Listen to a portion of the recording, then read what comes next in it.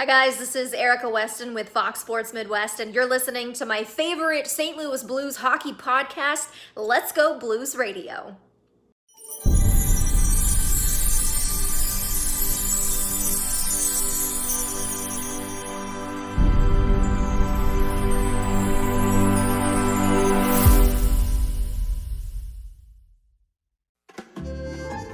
Support for Let's Go Blues Radio is brought to you in part by Manscaped, the very best in men's below-the-waist grooming. Oh my God. Get 20% off and free shipping with promo code LGB at manscaped.com. Look good, smell good, feel good with Manscaped.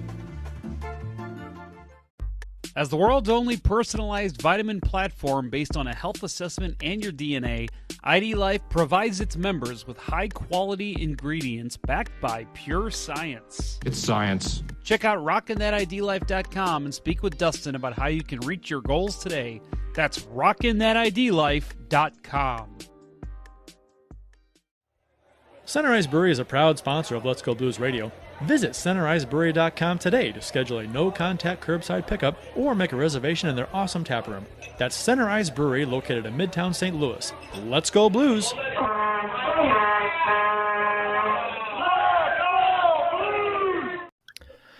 Welcome to Season 9, Episode 32 of Let's Go Blues Radio. This is the often imitated but never duplicated, the original St. Louis Blues hockey podcast, Let's Go Blues Radio.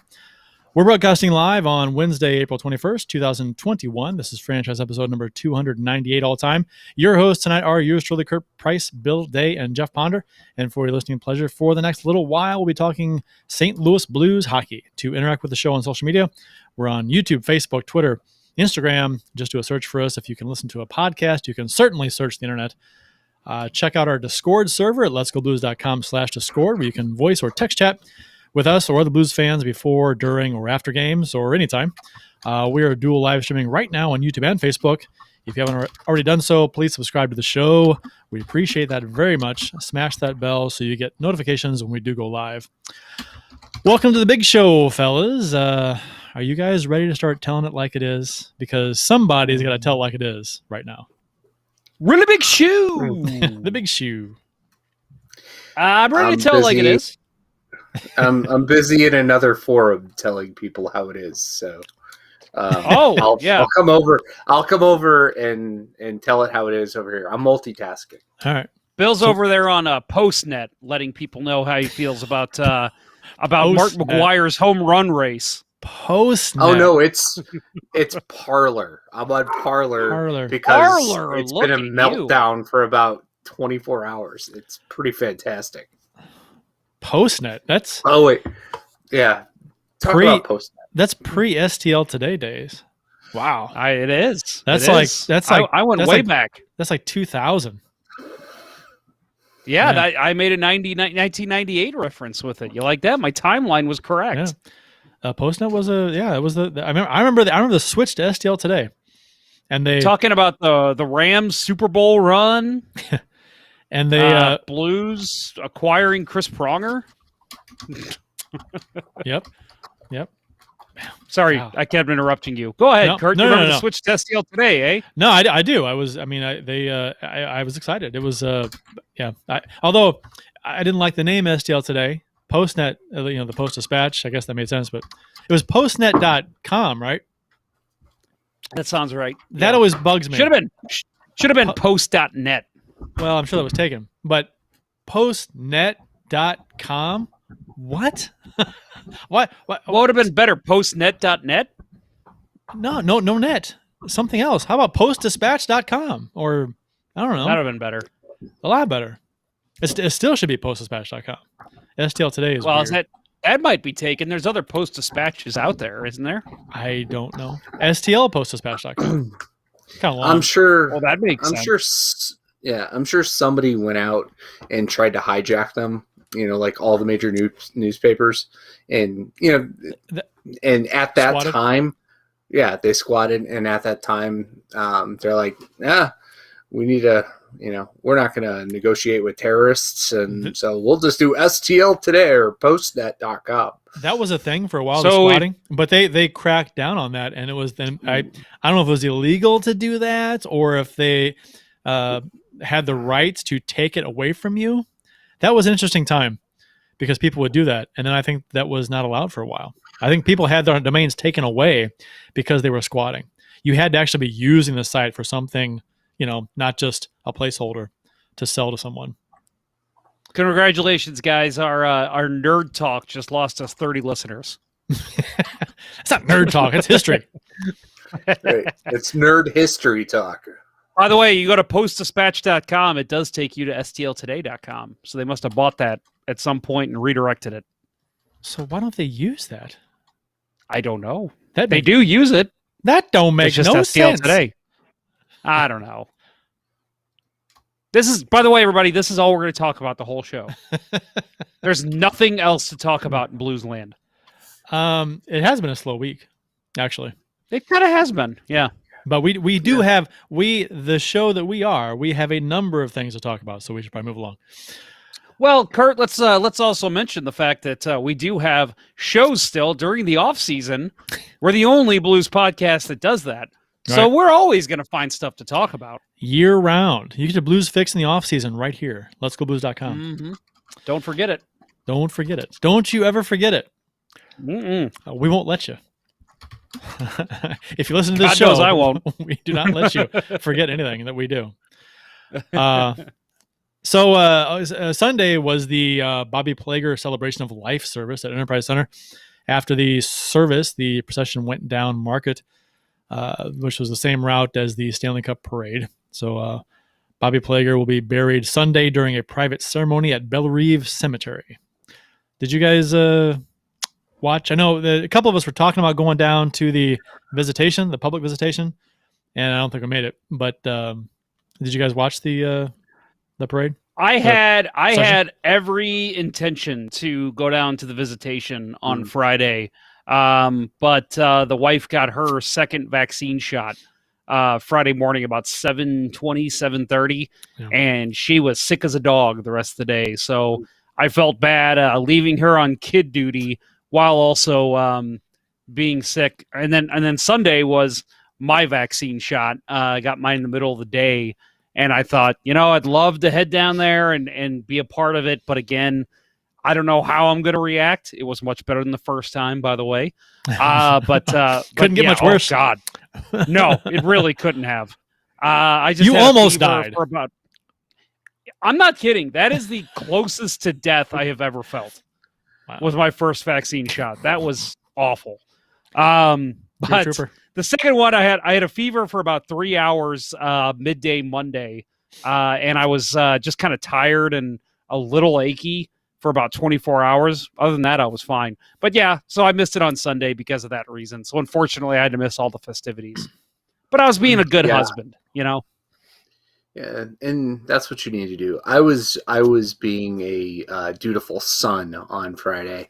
Actually, it was only like the third time I've actually been able to see my dad in about 8 months.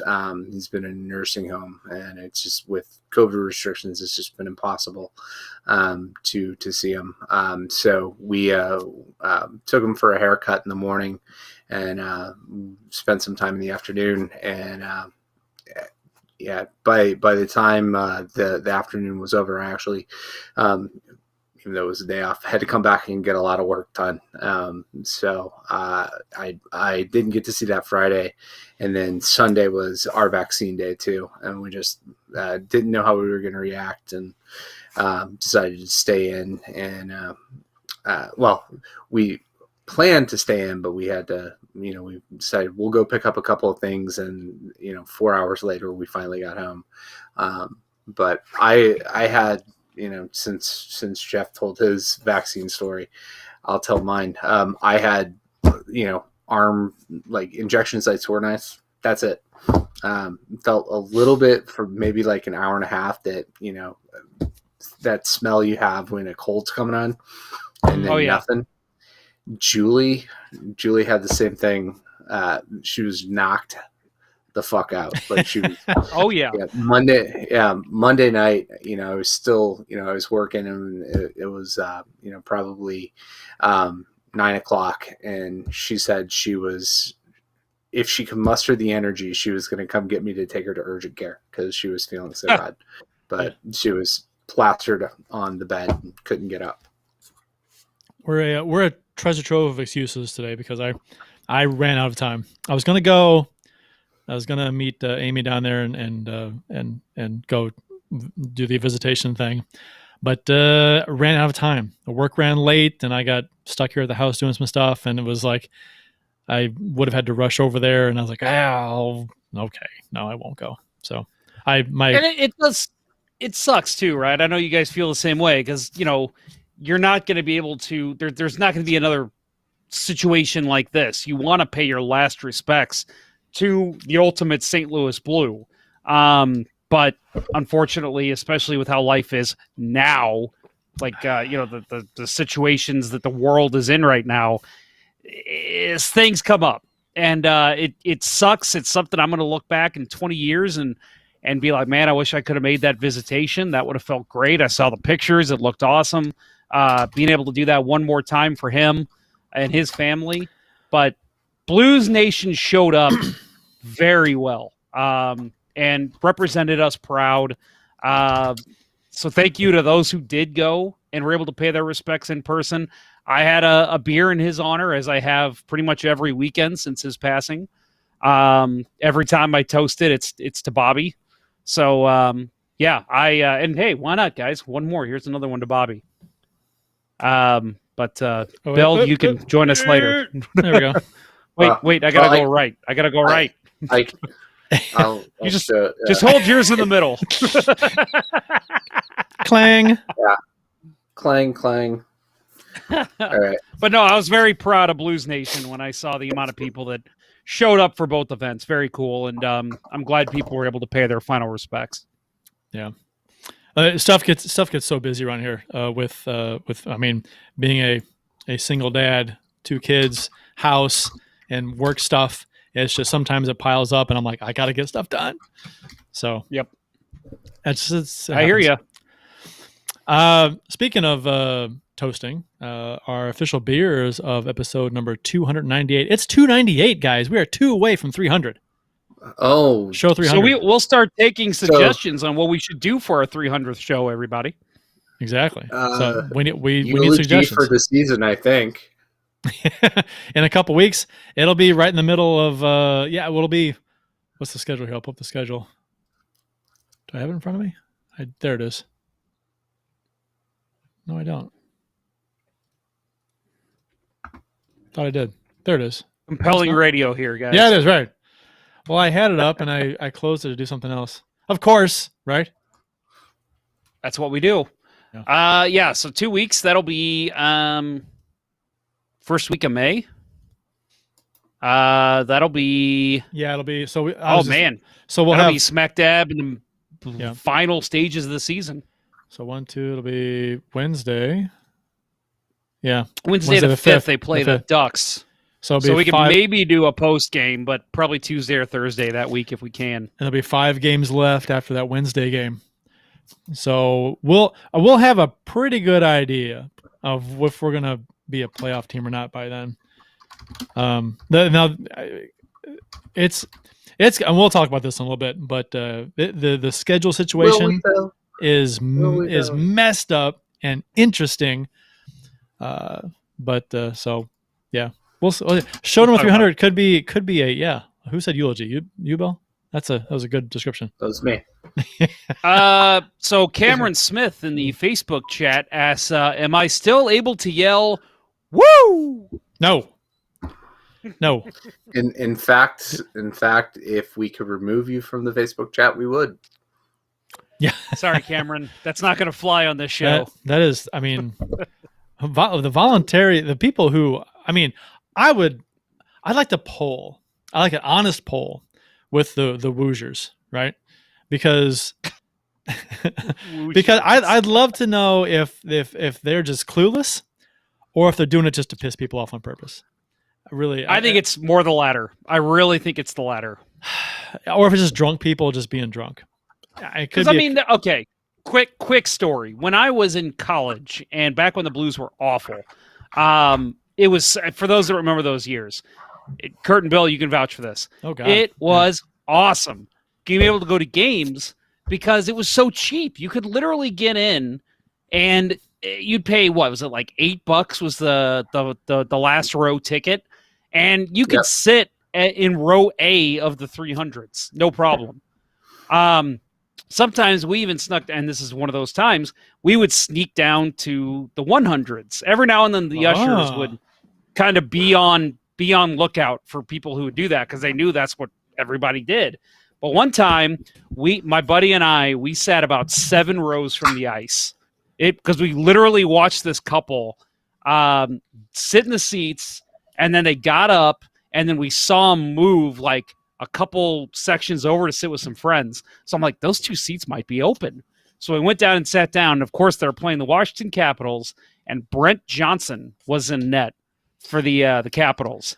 And we just, every time the Blues would enter the zone, which was not often because that team was awful, we just would berate Brent Johnson. 95% of the people around us were laughing. They thought we were funny. Finally, this one guy turns around and he just goes, every time they come in the zone, you have to yell at him? Just knock it off. I'm here to enjoy the game with my wife. So what's that going to do to a drunk college student? Oh, okay, I'm going to get even worse. Well, and I just kept doing it. I was way worse about it to where he called an usher. Luckily, the usher was like, hey, I'm not going to kick you out, but this guy's complaining. I need you to just calm down a little bit. Because, whatever. Sure, fine. Well, but you are an asshole, though. Exactly. and I guarantee a lot of the people who do the woo, they do it because they know it's pissing everybody else off. Yep. It's a douche. And that was the night that Jeff met Mr. Blues Hat. I'm sure he probably is one of the ones laughing at me. All aboard! All aboard! I was real close to where he sits. All aboard the douche canoe. Let's woo, right? That's what. Oh, you know what? Yeah, you should make a little cardboard canoe and just like fake paddle it around the arena, and just wooing. All aboard the douche canoe. I like Jason Miller here. He says in the YouTube chat, I say minimum 300 swear words used by the host during the 300th episode. We could do that along with other things. That doesn't have to be the only thing we do. And that's 300 each, by the way. I don't know what the fuck he's fucking talking about. We don't cuss on this fucking show. We got to do 298 this show, guys. So fuck you and fuck you all. Damn. Except you, friends of the show. Damn, you don't fuck around, Jeff. Yeah. I'm hammered. What can I say? Fuck is one of the most interesting words in the English language. just play that like 10 times, cover the bases. Yeah, we got it covered. We know what we're doing here. We never got to the beer of the show. I started it. Beers of episode number 298. I cut myself off. You can follow each of us on the Untapped app. My handle is at cprice12. Jeff's is at jponder94, and Bill's is Billy Blue Note 33. You guys are much better at keeping up with that than I am. I'm doing this, and I never take a picture maybe before the show, and I don't do it after, and I haven't done it in a while. I gotta be better. Bill, I'm gonna interrupt Bill. Go ahead. Because the Blues are not winning when we do it this way. So let's change the order. Kurt, why don't you go first? They won the cup with us doing it this way. Well, we switched it, remember? We had to switch it up because originally you came to me first. Then you would start going to Bill first. Really? Yeah, that happened mid-season. Yes. Yeah. I'm telling you, I know. So, Kurt, you go first. Well, why don't we go back to you first then? If it worked last time, we'll go back to you. Ah, Jesus, fine. We'll go with me. God, you always got to be difficult. You have a formula that you said worked in the past, and you just don't want to use it. Let's try a new one. Well, I'm saying the formula was switching it up, not exactly the formula we used before. Like, are you going to play Gloria when the Blues win now because it worked before? But no, you just got to change the song. But we can switch it up and then use the same formula as last time.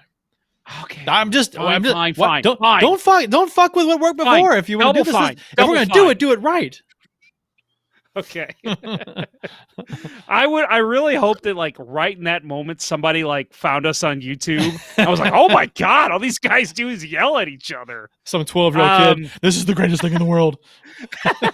They're gonna fight. I love cuss words. Look at the background. They're clearly in the same basement there. Mom walks by in the hallway, turn the volume down. Oh God, oh God.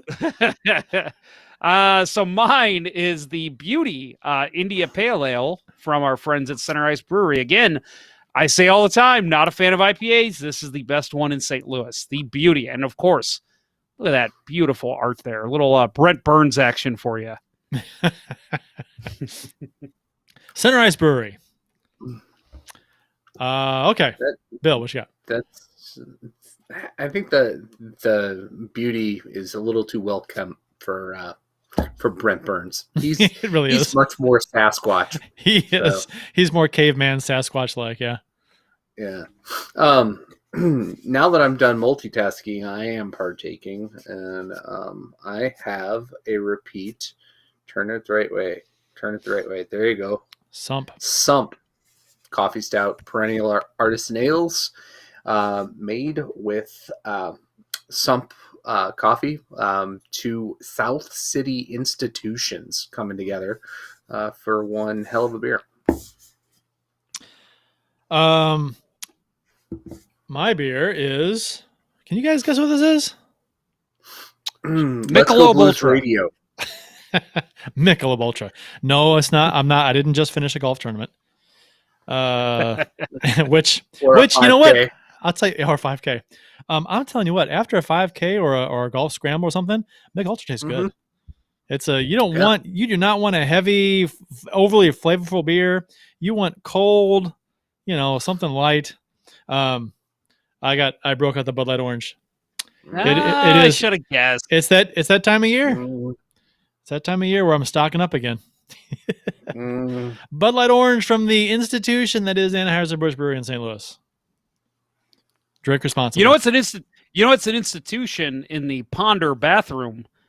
Is that could go so many ways. I was going to say I have some ideas. An institution in the Ponder bathroom is me taking care of my male grooming with some of the best products on the market from our friends at Manscaped. I see what you did there. Very nice. Well done, sir. Is there anything better than the fresh mowed grass at the ballpark on opening day? How about freshly groomed balls? Our sponsors at Manscaped, the global leaders in below-the-waist grooming, are here to help you strike out your bush for good. Talk about the ultimate utility man. Manscaped is like the Nolan Arenado of ball trimmers. It's time to keep your testes fresh and clean with the Perfect Package 3.0, which includes the Lawnmower 3.0 skin-safe electric trimmer, the Crop Preserver Anti-Chafing Ball Deodorant, the Crop Reviver Spray-On Toner for your balls made from soothing aloe and witch hazel extracts. Manscaped even threw in their shed travel bag to keep all your goodies stored comfortably. And speaking of comfort, the Manscaped Anti-Chafing Boxer Briefs are also included and will bring your boxer game to the next level. It's a whole new balls game, folks, and Manscaped is trusted by over 2 million men worldwide. Join the movement. Get 20% off and free shipping with promo code LGB at manscaped.com. That's 20% off with free shipping at manscaped.com and use promo code LGB. Baseball's back. Don't let your pubes get out of whack. There was a poll online. I think it was 80% of significant others prefer their men to be well-groomed below the waist. So I'm guessing that someone's significant, it may be a sensitive subject, and someone may not tell their partner what they prefer, but according to the polls, they do prefer it. So, and here you go. Promo code LGB, manscaped.com, 20% off, free shipping. You can give it a try. Kurt said poll. I did. Everybody drink. Today in Blues history, courtesy of the @STL Blues History Twitter account. April 21st, 1996, a murder suspect was caught by two St. Louis Blues fans during a playoff game at Kiel Center. The St. Louis Blues beat the Toronto Maple Leafs by a score of 3-2 on an overtime goal by Glenn Anderson, and took a 2-1 series lead. I was, when the Blues got Glenn Anderson from the Rangers, right? Is that right, Bill? Jeff? Yeah. From the Rangers? Yes. That was a Mike Keenan trade, right? Yeah, he brought him in. Yep. I was excited because Mr. Playoffs, right? Clutch playoff goal scorer, performer in his career. Plus, just a really good player. I mean, it was tail end of his career, but he had 214 points in 225 playoff games, and he had 7 points in the 17 playoff games with St. Louis. So, I was a big Glenn Anderson fan. I remember my dad used to tell me about those old Oilers teams, and a bunch of the clips that he showed me had Glenn Anderson, scoring big goals in the playoffs because, I mean, shit, again, you put Wayne Gretzky on your line, you're going to score a bunch of goals. But Glenn Anderson was a fine player in his own right. So, guys, I think didn't the Blues sign Glenn Anderson? That wasn't a trade, right? I think it was a free agent, I believe. Yeah, that's what I thought. Yeah. He was traded at one point in his lifetime. So when he was traded to, looks like Toronto, he was traded pretty much straight up for Mike Gardner. That's a pretty good deal. I mean, that's speed for grit, basically, is the way I see that. Yeah, I don't know. I kind of felt like Glenn Anderson was, even though he was a big body, it was more, I don't know, Zach Sanford-ish, played smaller. He was a scorer, right? He was a speed guy, definitely not a speed guy like Mike Gardner, but right. Yeah, grittier than Gardner. I still remember him. Not a bad trade. He unfortunately one of the more memorable times when he was in a Blues jersey for me was when he backed away from, was it Gino Oljic? Yeah, when Oljic went nuts on the ice and his jersey was ripped off. He's just got no shirt on, no jersey on, no pads, nothing. He's just bare chested, and he's wanting to fight everybody. And he wants to fight Anderson. And Anderson just kind of backs away, and he won't fight him. And I'm like, dude, somebody fight this guy. I think we talked about this game before. We did. Gino Oljic incident. Yeah, that's Anderson backing up. Fuck that guy. Yeah. Oh yeah. No, I know. We're on like 7 fucks by the way now, Jason Miller. So I'll say it one more time. Way more. Fuck. Gino Oljic. We're on like 15. April 21st, 1993. Curtis Joseph made 47 saves and recorded his first career playoff shutout in the St. Louis Blues 2-0 win over the Chicago Blackhawks. The 47 saves by Joseph is the most in a Blues playoff shutout, as the Blues took a 2-0 lead in the series. That was the sweep year when the Blues swept the Hawks, and that was game 2 in Chicago. So they won the first 2 in Chicago, and then came back to St. Louis. And the Hawks, I was at game 4 up until the Blues won the Cup. That was the best game I'd ever. Actually, to this date, it's the best game I've ever been to in person. And up until the Blues won the Cup, it was my favorite Blues game ever. But the Hawks finished that season with 106 points, first in the Campbell Conference, third overall in the NHL. The Blues had the fewest points of any playoff team that year, 85 points, I think it was. And so that was the equivalent of an 8 seed sweeping a number 1 seed. But they didn't have 8 seeds back then. It was just divisional playoffs, so first through fourth, but in each division. But I mean, that was a big deal. The Blues made the playoffs, I think, the last day of the season, or second last day, something like last game of the season, and then to sweep their arch rival who finished first in the conference. Oh, and to be at game 4 for that. Oh my God. I think I get a towel. I could, I was like, get this guy a towel. Bill, you're like walking distance. Get this guy a towel. I believe I could be wrong here. Guys, correct me if you know. You mentioned the 47 save shutout by Joseph, most in a Blues playoff shutout. I believe that was the most. You know what? I don't think that's correct. I thought that was the most saves a Blues goalie had made, whether it was regular season or playoff. And it was just passed by Jordan Binnington a couple weeks ago. but I could be wrong on that. I think that might be incorrect. I want to say Joseph had a 50 save performance before that. I would say so. Never mind. I'll take that back. It's also the most saves in a shutout. That's what the thing was. I think it still is. It still is. Yeah. That's still the I think regular season and playoff. That's still the record for Blues. Well, the Wild just did us a favor. They scored. God damn it, Bill! I'm behind you clearly. Well, I need updates because I don't have the game on. Yeah. Let me give the update, Bill. God damn it.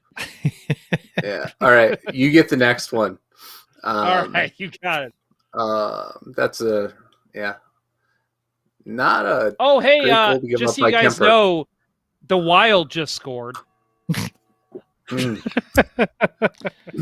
Was it Marcus Foligno? And Jeff left. Where did he go? Jeff disappeared. Sorry. He went. I know what he did. I know where he went. He went to get his Wild jersey. Oh no! So I recently family heirloom came into my lap, a grandfather clock, and I've got it next to my desk because I spent a lot of time down here, and I forgot to turn the chime off for the. So it's chiming right now, and it's going to bother me if I leave it on. So I got to turn that off. Continue. April 21st, 2012. The St. Louis Blues defeat that was such a long explanation for what he had to do. He had just said, don't worry about it. Shut up, Kurt. St. Louis Blues defeat the San Jose Sharks by a score of 3-1 to win the series 4-1 in 2012. I was at the first game of the series, and the only game in the series they lost. This is a series where Halak got hurt and Elliott took over. First playoff series for the Blues first playoff series win for the Blues since 2002. So great series. And I think that was pretty much the only chance that Halak got to start in the playoffs. And it was, yes. He got hurt. Yes. Yep. Yes. This is, why I have always said that it's, Halak never got his chance. Thank you, Barrett Jackman. Well, he lost the game he started in this series. That was his chance. One and done. Yeah.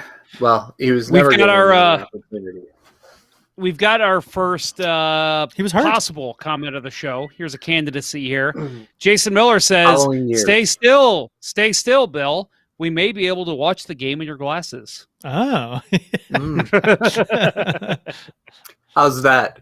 Is that working, Jason? A little lower. Bring it down a little lower. That's perfect. Right there. I can't tell if you're eyeballing back and forth. At all. Yeah, no, not at all. Don't do that. Stop right now. April 21st. Wait, give me a minute. No, I'm kidding. April 21st, 2002. Brent Johnson recorded his second consecutive playoff shutout in the St. Louis Blues 4-0 win versus the Chicago Blackhawks. Blues goals scored by Mayers, Mellenby, Dimitra, and Young. This was the first time the Blues had met the Blackhawks since they swept them in '93 in the playoffs. And they beat them 4-1, wasn't it, in this series? Yeah. And so at one time the Blues had beaten the Chicago Blackhawks. I was going to say the Blackhawks won the first game, and then Johnson went on that tear and went 3 games without allowing a goal, and then finally gave up a couple goals, I think, in Game 5, but the Blues still won. Yeah. I was at Game 5, and I was too. Part of the standing O. Yeah, he got the standing O for the for giving up the when he lost the shutout because that streak was so incredible. And then there was a streak of was 9. The last 9 playoff games the Blues and Hawks have played. The Blues won 8 in these two series over the past 9 years. The Hawks only beaten the Blues one game in the playoffs, and the Blues goaltenders just shut the Hawks down both series. Joseph shut them down, and Johnson shut them down. So it was a good run there for the Hawks. They sucked before that, right. I believe. Well, and they sucked that year. That was that's like true. That was what Tyler Arneson was like their the stud forward they had on that team. So Eric Daze. Eric Daze was kind of he was the established veteran big boy on the team, but yeah, they weren't. If I recall, they were a surprise playoff team, and I believe I may be wrong about this, but Sergei Krivo-Kravtsov was also. Oh, in one of the first games in the series, after the first win, so after game 2, it was, I guess, I went to White Castle, and so it was a tradition. You got thrown out? No. Oh. But so Beastie it was Boys reference. It was I haven't done I don't do Beastie Boys. Right, I got you. So it was a tradition then. Oh, well, after the Blues won, went to White Castle. So at the time, I lived right by a White Castle, and so I went to White Castle after each win in the first round. Then, so that was a lot of White Castle. That was a goaltending. What's the word that we know here in St. Louis? Controversy in Chicago, because it was Steve Passmore or Jocelyn Thibault the entire series. They just kept flip flopping. 2 winners. Yep. I said Thibault had the better career, did he not? I actually liked Thibault. I actually liked him as a goalie back in the day. I mean, he was in Montreal, I'm Chicago. Sure, yeah. And I was look gonna say, at that. Yeah. Look at that. That's fantastic, dude. I've got an old Thibault poster somewhere because I was such a fan of his. I really was. I liked him a lot. Is that starting lineup, Bill, or what is that? He pulled out the Jocelyn. That's McFarland. McFarland. Yeah, this is McFarland. Okay. And this is that's what I meant. That's what I meant. I absolutely hate the Blackhawks, but this is art. This is just that's beauty. McFarland stuff's great. And so for those who are on the podcast, Bill pulled out the McFarland Jocelyn Thibault Blackhawks figure. That's great, man. I love him, and I liked Boris Moranov as well on that team. I don't know why. I just always liked both those players. Yeah, no, I always felt bad for Thibault because he was the guy that got the short end of the stick, having to be the replacement for Patrick Roy in Montreal. He was the goalie that was in that deal that went back to Montreal. So, that's you can't fill those shoes. Yeah, no, it was impossible. And but didn't he play? He played fairly well, did he not? I mean, right. He did, but it just that that was kind of the beginning of the end. Montreal, that basically whoever got named their captain for about 7 years in a row was traded within that same season, and they couldn't get over the hump, and until Jose Theodore came in. So yeah. So the schedule is a bit of a mess now, but at least we're not Vancouver, who didn't play for almost 3 weeks. Vancouver, as Bill has coined them, Vancouver 2 weeks ago. Very nice. I love it. My new name of my both my fantasy hockey teams. Only one game to discuss since our last show, because the Colorado Avalanche won't stop licking doorknobs. The Blues-Avs game that was supposed to have been played on Tuesday was postponed, and now everything is messed up. The National Hockey League has announced today that, so they rescheduled a bunch of games, and 5 Blues games are affected. So the Colorado at St. Louis game, which was scheduled for April 20th, is now scheduled for Monday, April 26th. The St. Louis at Minnesota game that was scheduled for April 26th is now scheduled for Thursday, April 29th. The Blues and Wild game that was on May 12th is now on May 1st. The Wild at St. Louis, scheduled for April 30th, is now on May 12th. And the Minnesota and St. Louis game scheduled for May 1st is now scheduled for Thursday, May 13th. So 2 games get stacked on at the end of the schedule. 13 games in 22 days makes it, with 2 back-to-back games versus Minnesota and Vegas Knights. That's in a week. Or in the last, let's see, to end the season, it's 5 games in 7 days. This this kind of sucks for. I mean, okay, the Blues. Wait, before you continue, you know that if there's not the other thing the NHL announced, if they don't have a winner determined from all of this, they're going to hold a 2-man sack race on consecutive Sundays until a champion is crowned. I did not know that. You guys get the quote, right? Yes. Thank you. Continue. What was I saying? I don't know. You know what I mean? Who cares? Well, okay. So because of all of the issues with other teams, the Blues are getting fucked. Not that they haven't already screwed themselves over with the way they played. I mean, they're on the bubble right now for the playoffs, but they have a tough schedule as it is already, and now they've got more games crammed in at the end of the schedule. 13 games in 22 days, 5 in the last 7, and where they're likely going to need some points. So they going to be tired, and it'll be interesting to see how things play out. And I mean, Husso's probably going to get some games that he wouldn't have otherwise. Hopefully the Blues are like a few points up by then in a playoff spot. Depends on how Arizona plays. Arizona, after tonight, only has 9 games left. And we'll have 4 games in hand. They've got, I'll have to check. I could be wrong on this, but didn't they have a couple games rescheduled too that kind of screws up their schedule against, I think, Vegas and Colorado? Whatever it is, they have 9 left because we have 13 left, and we'll have 4 games in hand after tonight. I'm gonna look right now. But so yeah. But you know what? I mean, like you said, Kurt, the thing that, we can sit here all day if the Blues miss the playoffs. I'm sure there's going to be people on social media saying, "Oh, they got screwed by COVID and the schedule, and the league didn't. The Blues are the one team that shouldn't have been screwed because they didn't have any COVID issues yet." I guess we could say. But at the end of the day, they should have been banking points to this point. They, going into the season, we looked at the schedule on this show, on every show, Blue Notes Pod, Blues Hockey Podcast. I know they did the same thing too. So it's not just us. They looked at that early to mid-season and said, bank as many points as you can. And then next thing you know, you're going into the end of the season against the best teams in the division, and you've got a nice cushion. You can lose some games and still be in a solid playoff spot. That didn't happen.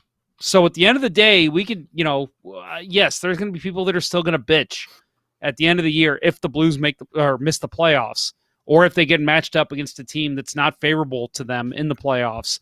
To me, this is still 80% on the Blues for not banking points when they could have.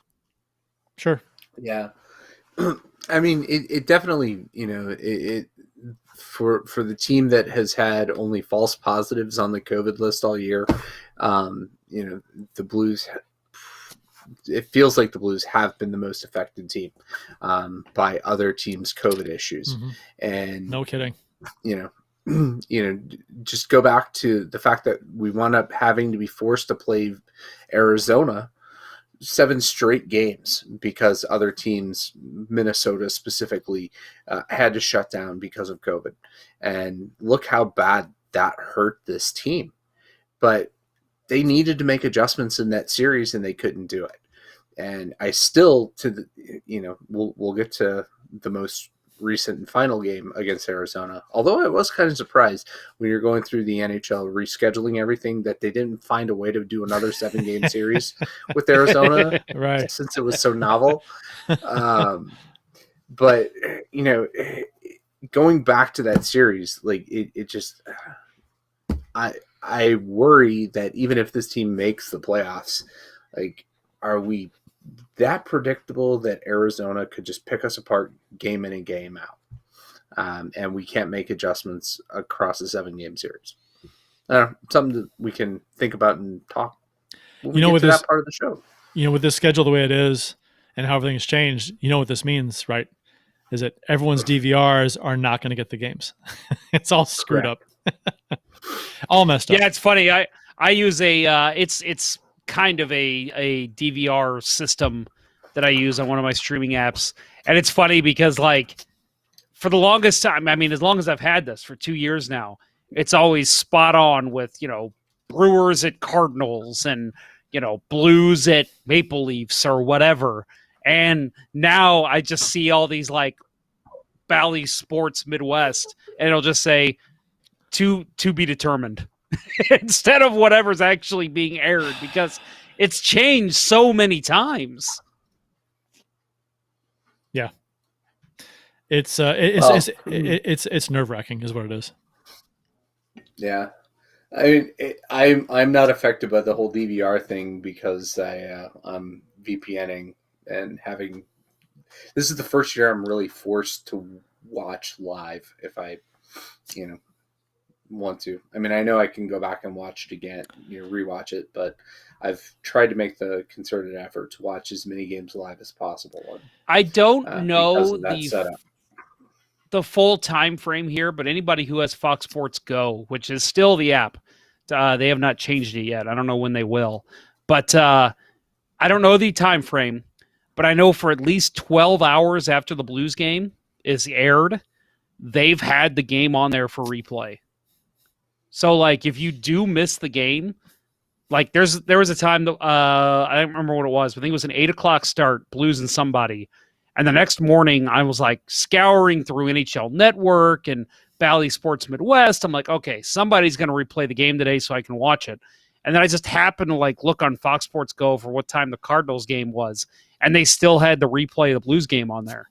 And I've looked after every game, and it's on there for at least 12 hours after the game. So keep that in mind for anybody who's maybe missing the game and wants to watch later. Again, the time frame may be off, but I know for at least 12 hours the games have been on there, which is awesome. Something I didn't expect. I think with all the rescheduled games that have happened, it's been a mess. I think the schedule makers for the NHL could really use some ID life. Hey guys, it's Jeff. I'm constantly finding myself grinding away in the corners with weight loss or muscle gain.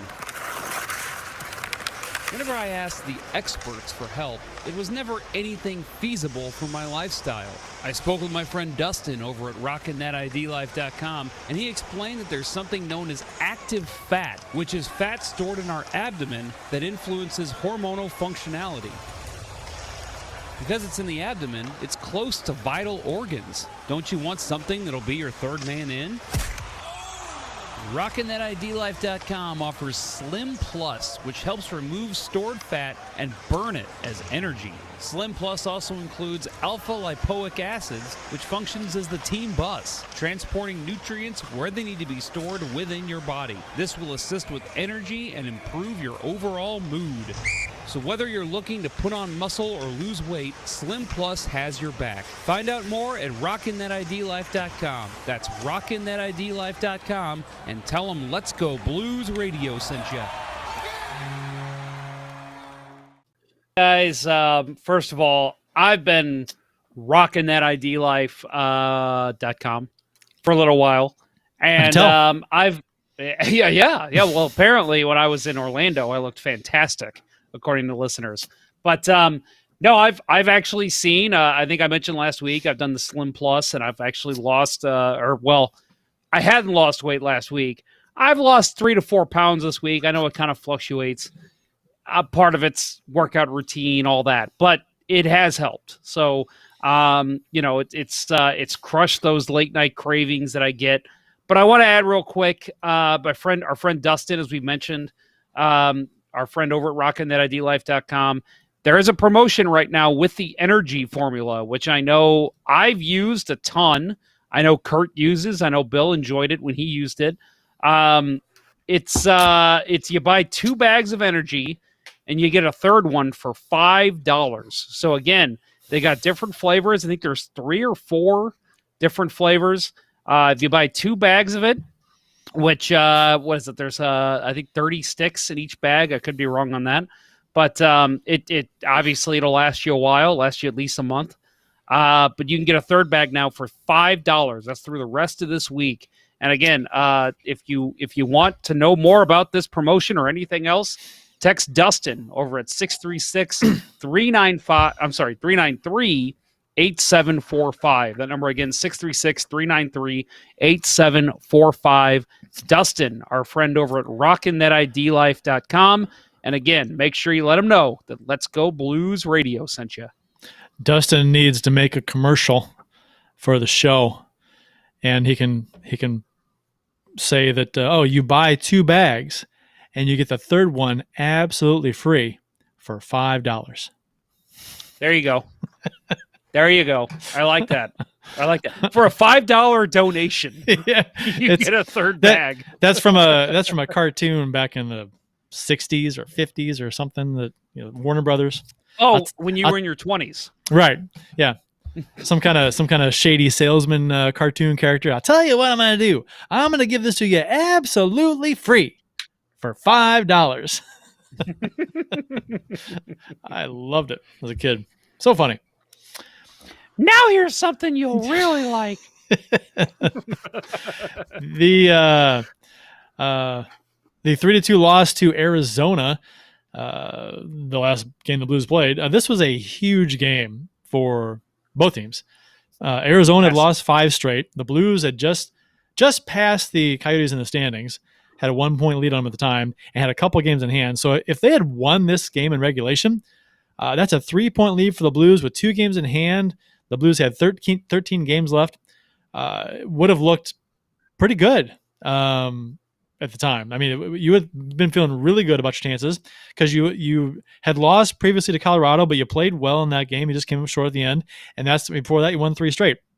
So you're thinking, okay, won 3 straight, played Colorado, lost by 1, tough loss, and then beat Arizona, the team that was chasing you. I mean, we're looking good. We're on a roll. 1-4 out of 5.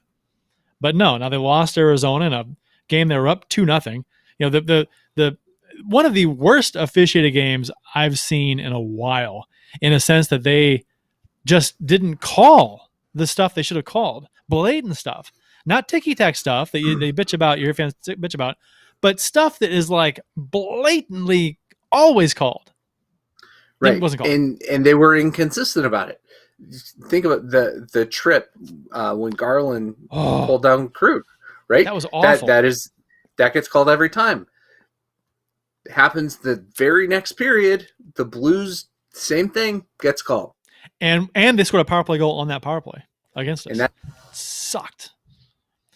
And then when Shen gets horse collared by the bench, got ripped down. Mm-hmm. What is that? Oh my God! I mean, Shen was going one way, got ripped back the other way, didn't have the puck. It's what is that? That's called every time. That is? You know what that is? That's fucking horse shit. Is what that fucking is. A horse shit call and a horse collar play. Yeah, fuck it. We're trying to get to 298. Oh my God. I mean, it's one thing if you I kind of like it when the officials put the whistle away a little bit. They don't call the ticky-tack stuff, right? Let them play. That's what let them play means. You don't call the minor stuff that doesn't really affect scoring chances or whatnot. You just let them kind of play a little bit. But this, not calling the blatant stuff, is insane. And it was for both teams. There were half a dozen penalties that could have easily been called. Easily. And they just weren't for both sides. I know that the Blues win Game 7 against Boston, and clearly that's for any Blues fan, that automatically ranks as one of the best games of all time. But I will say that was the kind of game I thought it was fairly clean. The only penalty in that game was the Parayko over the glass, which has to be called every time automatically. I thought there wasn't a lot of blatant bullshit in that game. I mean, both teams, obviously, last game of the season, no matter what, winner take all. But I look at a game like that and I say, that's a game where the referees put their whistles away and good. That's the way you want hockey to be played. It was even for the Bruins. Blues fans bitched about the Bruins' play for much of that series. I thought the Bruins played fine in that game. They didn't do anything to try and hurt themselves. Blues, same way. But then you see a game against Arizona that we saw on Saturday, and it was, wow, there's a lot of shit that should be called right now, and it just wasn't. None of it. the game 7 against Boston. That's why I bet on that game a chunk of money, because I knew the Blues dominated 5-on-5 in that series. Dominated. They were by far the better team. And in game 7 of the final, referees aren't calling anything but blatant stuff. Unless the Blues just play stupid hockey. They're winning that. I was confident they were going to win that game because of how they play 5-on-5. Now, granted, the first period, I didn't have a lot of confidence in that, but it worked out. Story. It worked out, but it worked out. I mean, it's all the same. But great start to this game for the Blues. Got out to a 2-0 lead. Blais and Bozak scored less than 10 minutes into the first period, and thinking, fantastic, after the Colorado loss, bounce right back, smacking Arizona, who's nipping at the heels. And then no. Blew the 2-goal lead. Goligoski, Keller, of course. Bunting scored, all unanswered. Blues never mounted much of a comeback attempt. That's what was most disappointing about this game. It was more disappointing to me that the Blues didn't really mount much of an attack in the third at all. That was more disappointing to me than the blown 2-goal lead was. They looked flaccid. Yeah, and they looked what? Yeah, flaccid. Yeah, I'll agree. Flaccid. Yeah, they did. Bill, I'm sure you have more to add. I do too, but I want to get to Jason Miller's comment in the chat here. Jason, very chatty in the chat tonight, which is no problem at all. We love that, crappy goalie. He says, it was so hard not to scream obscenities at that game with my daughter right next to me. Jason, I hear you, man.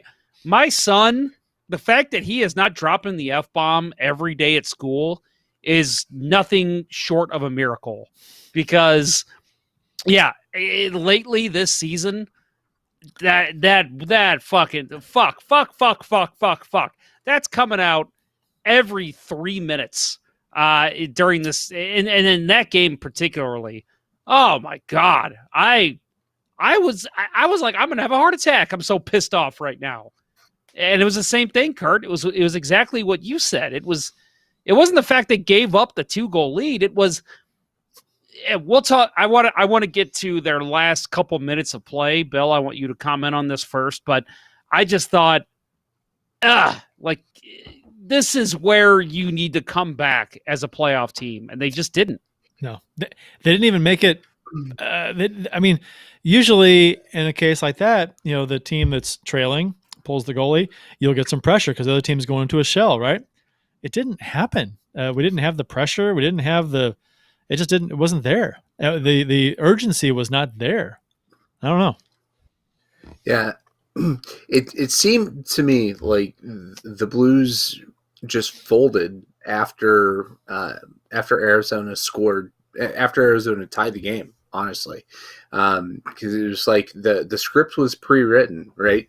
The Blues are a great first period team. The Coyotes are the league's best second period team, and then once Arizona got on the board and tied it, I know it was, we had a 2-0 lead going in, but it almost seemed like they were resigned to their fate at that point, and it's such a punchless offense, and just you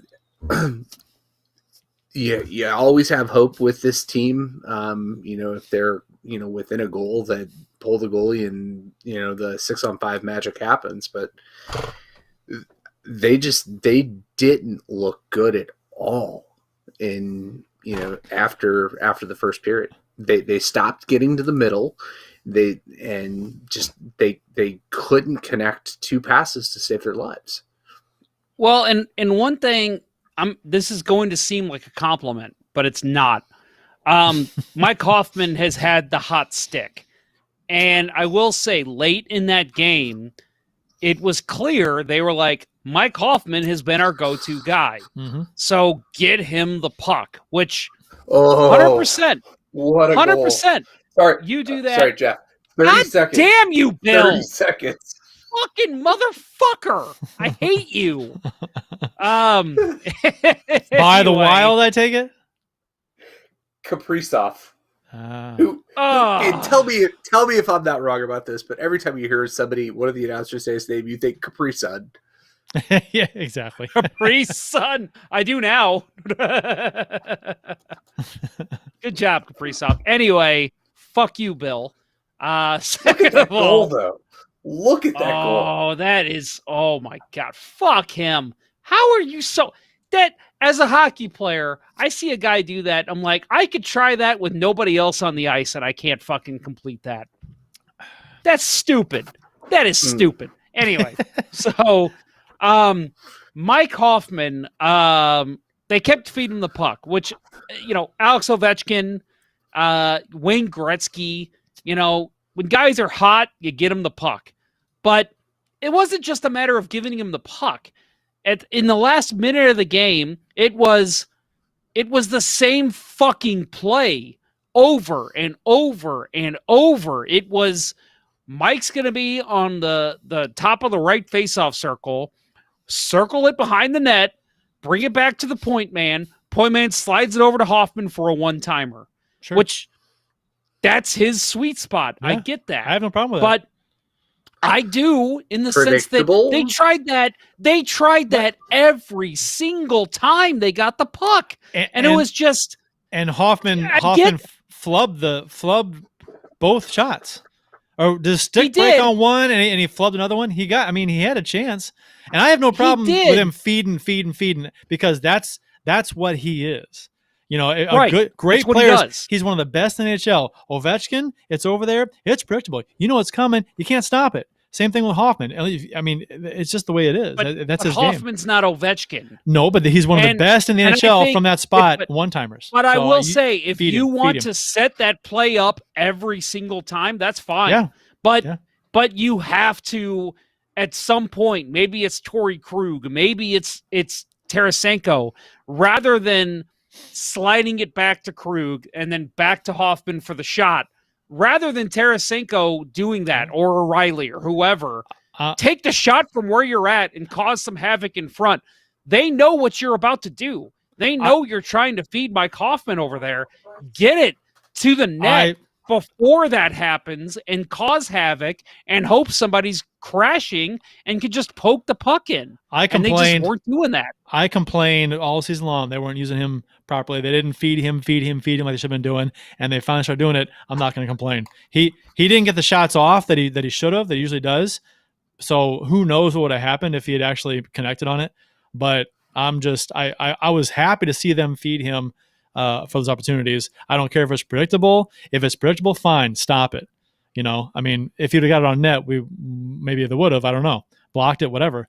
But I'm fine with because they weren't doing that at all for so long. So I'm fine with them doing it, even if it's predictable. I don't care.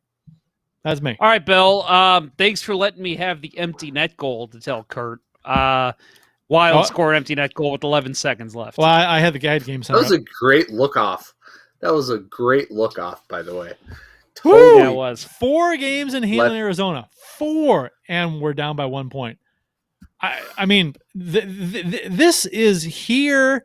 A playoff spot is for the Blues to take if they can just play well.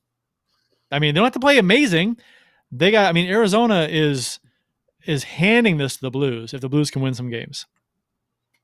4 games in hand. How many games do the Blues have left? They've got what, 13? 13. Arizona. How many 9. of those do they have to win in your mind? How many do the Blues have to win to make the playoffs? To be guaranteed to make the playoffs? 7. Yeah, 7 or 8. 7 out of 13? Yeah. So basically, they'd have to go 7 and 6. So if Arizona wins 5... So 500 hockey. If Arizona wins 6, that gives them a 13-point lead. If we win 7, that's 14. That ties us, whatever. So I think if they win... That'd force Arizona to go like 6-3, something like that, if we win 7. So if we win 7, we still finish ahead of them. So that's fine. They'd have to win 7 out of 9 if we win 7 out of 13. So I think that's... I'm gonna go ahead and double down on what I said last week too, and say that if the Blues get into the first round, I know a lot of people don't agree that, what's the point of even making the playoffs? Why do that? They're just gonna lose.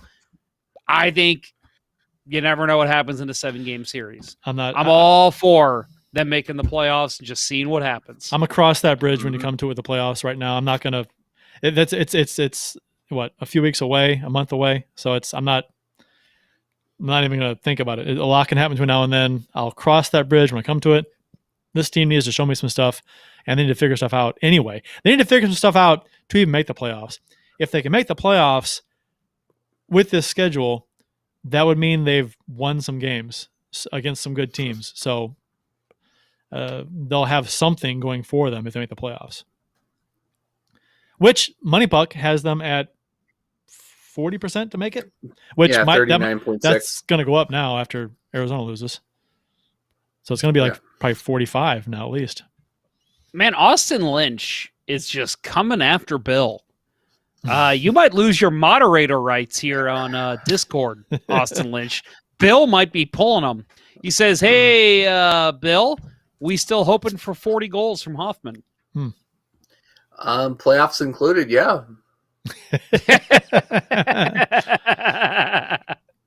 I love it. You never know. I love it. Dude, if he does that. I still got that card to play.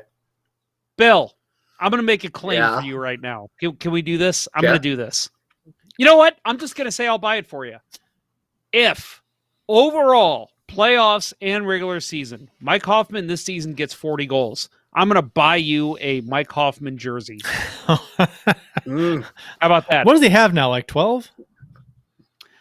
Yeah. 14. I'll buy you 2 Mike Hoffman jerseys. I'll buy you a home and away.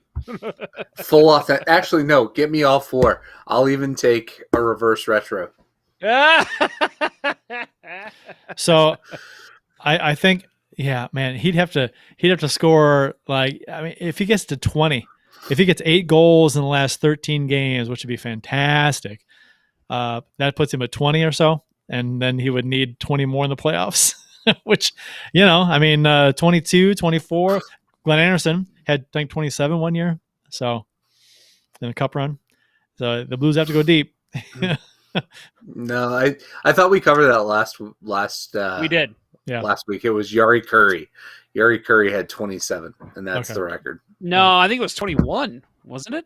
Yeah. Maybe I'm thinking 21 something else. Yeah, you must be. So Jeremy Rutherford wrote an article. He published it. It came out today. Friend of the show, Jeremy Rutherford. Writes for The Athletic. So, and this was in The Athletic, entitled "The Fragile Blues Are Back and Don't Look Like They Want Any Part of the Playoffs." When I saw that headline, I was like, wow, this is going to be an interesting article. And it is rough on the Blues. It calls out players, big name players who aren't performing. I love the talk from JR. Spot on. I think what he did in his article is what we do on this show. He just tells it like it is. Yeah, exactly. Yep. And let's say we've talked about soft media in this town on this show. He's not one of them. I talked about it when I was in the media, and yeah, he used to get shit for that when he was with the Post-Dispatch. Now that he's with The Athletic, thank you, The Athletic, for coming to St. Louis. Yeah. And I think he has a little bit more clout to do that. I know, I will tell you for a fact, the Blues do not like having somebody like Rutherford coming out and calling it like it is as a member of the media. And I give him all the credit in the world for coming out with an article like this, because it is not easy to do in this town. So isn't it sad? But are you sure? Are you sure that this wasn't something that Doug Armstrong personally wrote back in mid-March? It's like, Jared needs a favor. Team's not doing too good. I'll tell you right now, that is not how Doug Armstrong operates. And I love that JR took it upon himself to do this. Because this team needs this kind of coverage. I think the Cardinals you could say the same thing about the Cardinals, which is why I love The Athletic. Oh my God. Stepping in on them too. Bases loaded twice today. Carpenter strikes out. Drawing a blank on her name. The new beat writer for The Athletic. She's done a great job so far. Katie Wu. Yeah, Katie Wu. Yeah, she's good. Yeah, but no, I just, this is not how Doug Armstrong likes to operate. He's against. I'm trying to Bad PR? watch what I say, but he is not a fan of bad PR, and this is bad PR. So, well, with how controlling he was JR. with social media, with the social media account for a while, which I guess he's loosened the reins there, because the Blues social media, the Twitter account anyway, is at least a little more funny than it used to be. So, Jason Miller just personally texted me this. This is for our friends who listen to the morning after as well. He says, let's see if I can get the tone right here, Jason. The media in this town is soft, and it's an embarrassment. If you listen to the morning after, you know what I'm talking about. The media in this town, well, with a lot of teams, is soft. It has to be, because they don't. They will lose their press credentials if they're critical. I mean, which sucks, because as a fan, you're wanting to read these articles to actually, find out what's going on, get insight. But if your insight is skewed and has has to have basically the sign off of the organization first, well, you're not getting a clear, honest view of the team. You're getting a verbalized box score of the game before. That's what you're doing. It's not anything that insightful or that honest, no. I guess. And that's what the Athletic came into towns like St. Louis and hoped to change. And San Jose is another one that I've heard of. Our friends at Teal Town can vouch for that. But I will say, and again, I don't want to name names here, but I spoke with a prominent member of Blues media for a long time, and I heard many stories about how he was basically told, the minute you start criticizing this team, and this was during the bad days, the dark days, is when we're going to pull your press credentials. And I mean, it's a real thing. So I don't know. I guess JR built up a reputation with the organization to where, with his STL Today posts and his days there, where he can get away with this kind of stuff, but it's not normally something you see from St. Louis media. So again, I commend guys who can do that kind of thing and still say they have a press credential. He talked about Tarasenko being invisible, which he has been. Schwartz not contributing offensively. Shen not being able to buy a goal. Hoffman, while scoring some goals now, is a turnover machine. He mentioned Krug not having scored a 5-on-5 goal since he played for Boston, which is crazy.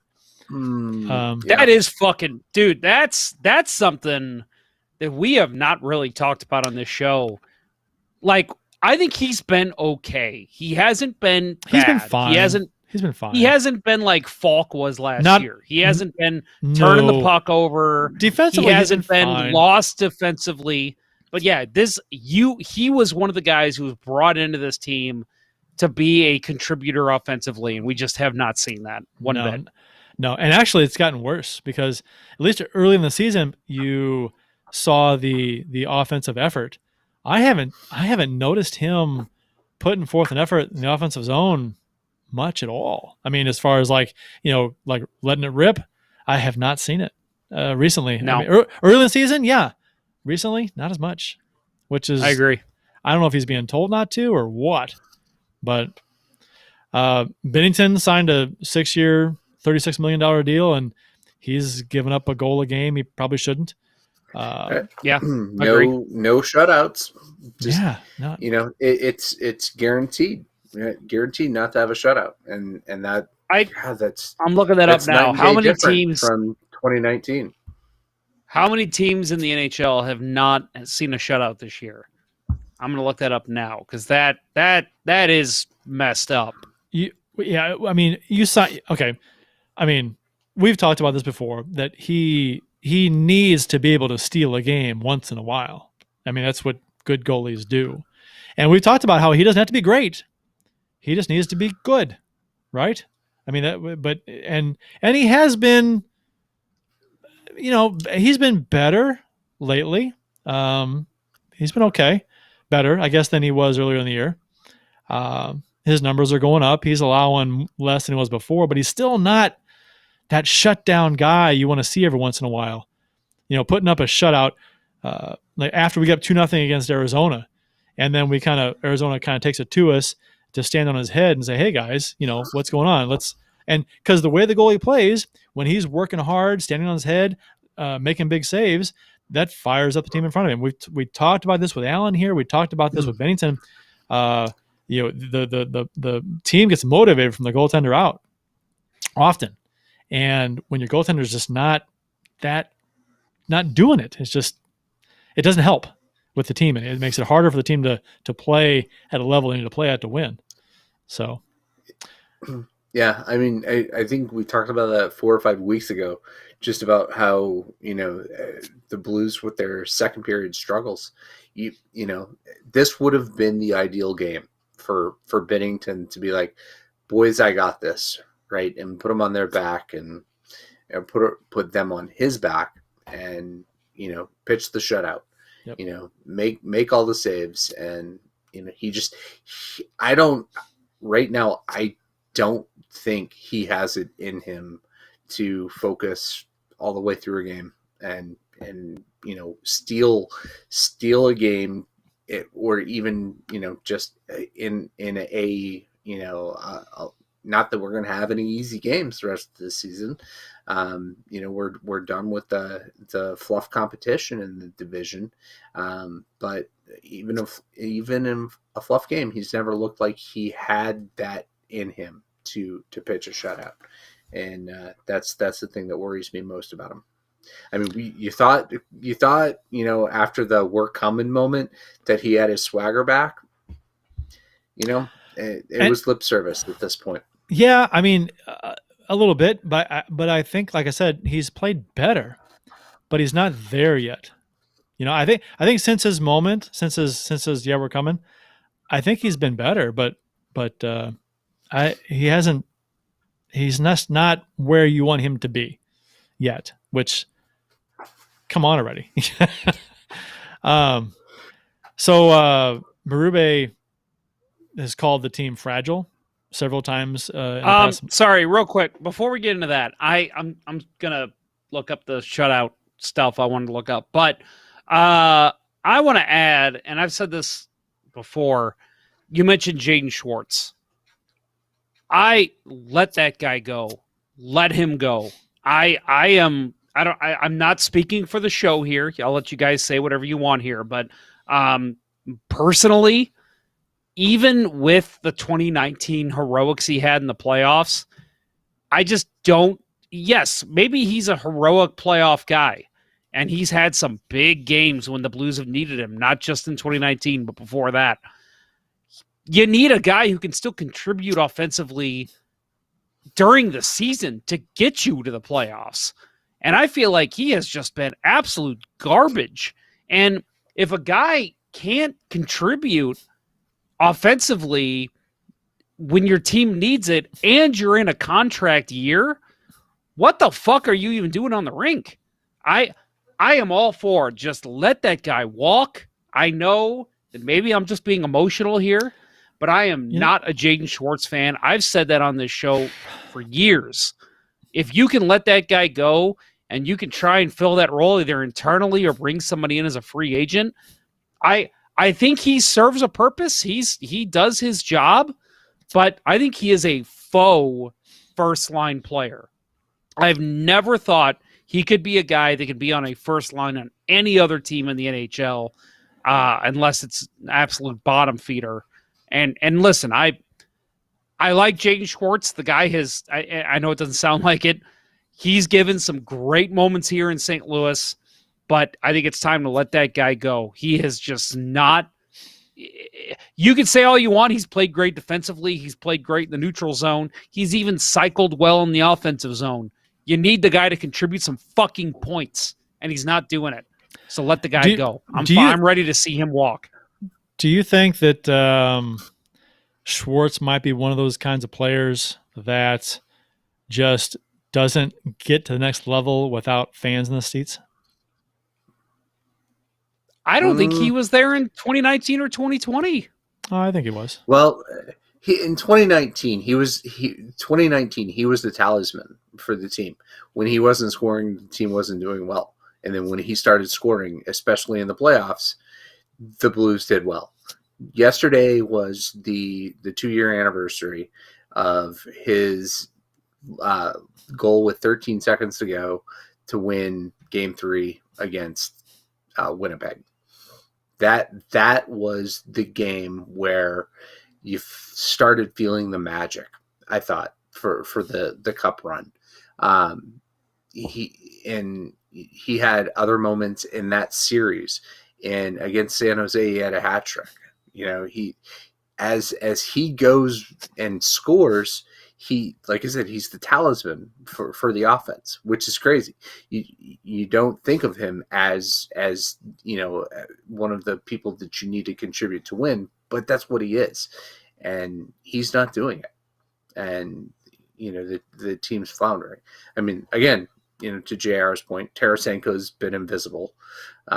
He's been better, defensively, but we need him scoring goals, right? And it's just not working.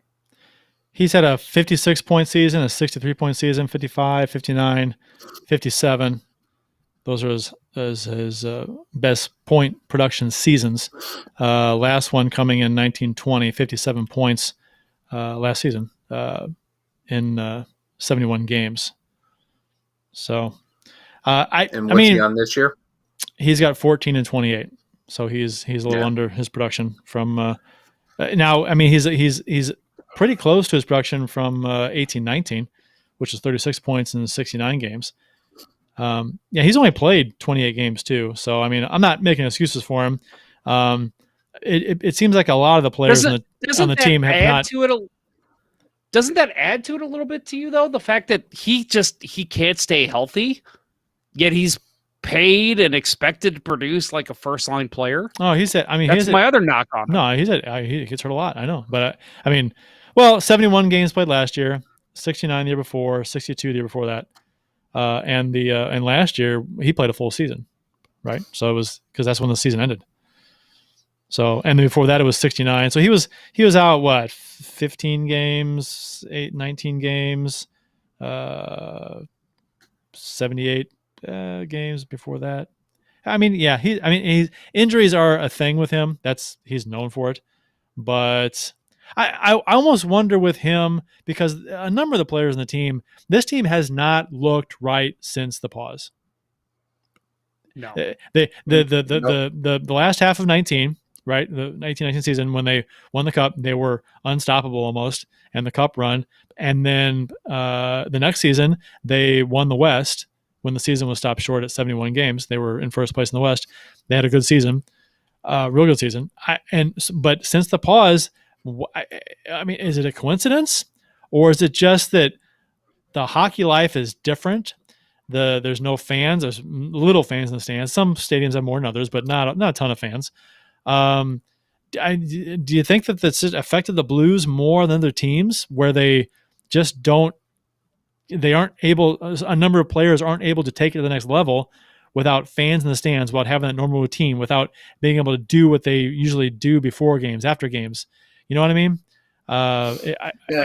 There might be something to that, because it's either a coincidence or too many players on this team just can't get up for the games like they usually did during this whole pandemic. I will say I do believe that that's a thing, right? That fan energy it's not just a media talking point. It's a real thing, and I do think that the Blues, because the fan base here is so passionate. I'm not going to try to make an argument that we're BFIH. Leave that for other circles. But Detroit fans have come out of the woodwork. They'd be right. like, "What?" Right. We're just. I think that argument can be made for this team. And maybe it is player by player, but I think it's one of those things that other teams have figured it out. I mean, look at Winnipeg in the North. I think for a team that is, that derives passion from its fan base, Winnipeg has to be up there, because it's such a small city, but they're so damn passionate. And look, they're second in the North, right? They're having a great season, and the fans aren't there. I don't know. I think it's real. I don't think we'll ever be able to really understand what the effect is. Maybe players are thinking, that, life is more important than just a hockey game. And, right now they're earning a paycheck and that's about it. To your point, Jeff, with Schwartz, as far as like letting him go, I'm all for, moving anybody out, but make this team better.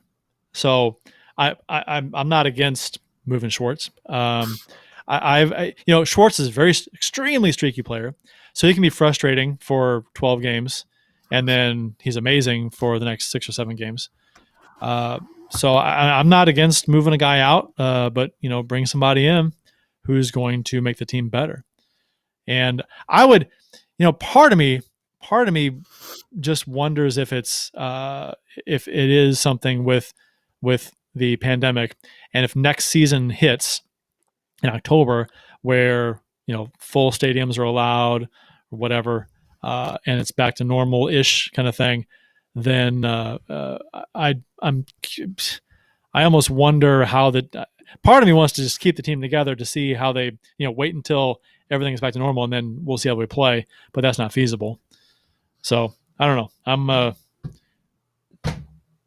I want to add real quick, fellas, that I did do the math, and the Blues are the only team in the NHL to not have a shutout this season. I thought maybe Detroit. I got a couple teams listed that original math showed me: Ottawa, New Jersey, Arizona, LA, Vegas, Columbus, Buffalo, and Florida did not. But closer inspection shows guys like Quick, Kemper, Wedgwood, Murray, they all have had shutouts. So Blues the only team to go the entire season. 56, well, not 56, but however many games without a shutout. Even Buffalo has had a shutout this season. Even that's when you can't keep up with Buffalo. Yeah. So the storylines this year, and this is still with Rutherford's article, that the team was going to prove their bubble performance was a fluke. They were going to show that they'd be fine without Pietrangelo, and then that they could play through the injuries with a next man up mentality. And then they were going to win it for Bobby, but none of that has worked. So, and the latest to possibly fall by the wayside is, we're coming. Right. So one more thing that's just not going to work. So we'll see. I'll say, man, that was one thing when he said that. I got shivers and chills, and I looked at my wife and I'm like, God damn it, Bennington. And she's like, what? I'm like, he's got me believing again. This is the one thing of all the things they've said since the bubble that I've actually believed. And I'm like, God damn it. Now I'm going to have to be invested in every game and expect a comeback, even if they're down by 4 goals. And of course, I mean, yes, it's only been 2 games they've lost since then. But man, those are 2 big losses. It is, but it's also this season, the unpredictability of the COVID season, right? They should have had 4 games at this point. And, because, as Kurt put it earlier, Colorado can't stop licking doorknobs. The season's just, it's off kilter. To me, it kind of feels like, a bad round of golf. Right. You go out, you're feeling good and you get your tempo going and then you get stuck behind, 5 groups that are just playing super slow. Your tempo's off, can't get anything together. And the next thing you put up 3 snowmen in a row. It just it's hard. You know, Jason Miller made another really good point in the YouTube chat about you can't really bond. You know, you can't go out drinking. And 2019, the Blues went out drinking Super Bowl in Philly, right? And Gloria became the theme song because they went to a club in Philly and some drunk DJ kept playing it over and over, and it became their theme, right? Can't do that. Nobody's going out. You know, it's just you're going through the motions. You're going to the rink. You're watching your tape. You're going home. You're being isolated. And who was the one? Oh, go ahead, Bill. Finish your thought. No, you go ahead. No, I was going to say, who was the one who really pushed that to be played in the locker room too? Steiner. It was Alexander Steen. Yeah. And he's not a part of the team anymore. Right. So there's a couple different things that pushes away from that 2019 team. There are so many things. I mean, you know, even though Jay Bouwmeester, you know, just wasn't a quote machine for the media, he was such a steadying presence. You know, he had his rough times, and I don't know how many times we wrote him off and said he needed to be put out the pasture, but he was such an important part of this team. So underrated. And he's gone, and Petro's gone, and there's so many differences. But I think that the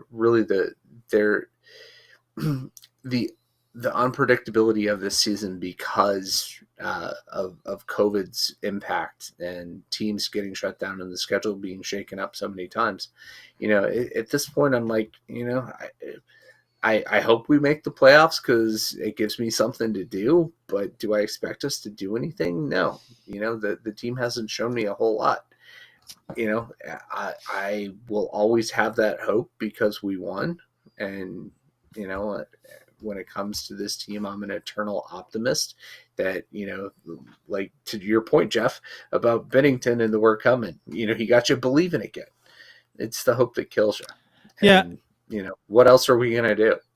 And like I said, if they do make the playoffs, that means they will have played pretty well in this month, this schedule, down the stretch. I mean, they've got, I mean, they have to kind of win, you know, half their games. So to have a shot to get in, I think, unless Arizona just, you know, shits the bed. So winning 7 out of 13, winning 6 out of 13, whatever it's going to take, I think with this schedule, I think that would be, you know, it would be a nice achievement for this team to take into the playoffs. So, like, granted, you know, just getting in is, we could say, well, yeah, they just snuck in, don't expect much. But for them to get in, they have to play decent hockey against some tough teams. So, I think if they do that, then we'll be feeling better about this team as they go along the rest down the stretch. If that makes sense, you know what I mean? So I'm kind of on the fence because they were playing good for a short stretch there, and now they've blown a couple games. So I'm kind of back and forth on it. So it won't take much for me and maybe a lot of other people, I don't know, if they can win a couple of games here, and get back fourth place and get 3 points up on Arizona with a couple of games in hand or whatever it is. I think people will start to kind of rally around the team again, but it's going to be interesting that this down the stretch here. They couldn't beat. Still, with Rutherford's article, they couldn't beat 34-year-old Dubnyk in his Avs debut, who had a 4.43 GAA and an 8.45 save percentage versus the Blues this season. I wasn't gonna make too big of a stink about that point. Well, I wasn't gonna make.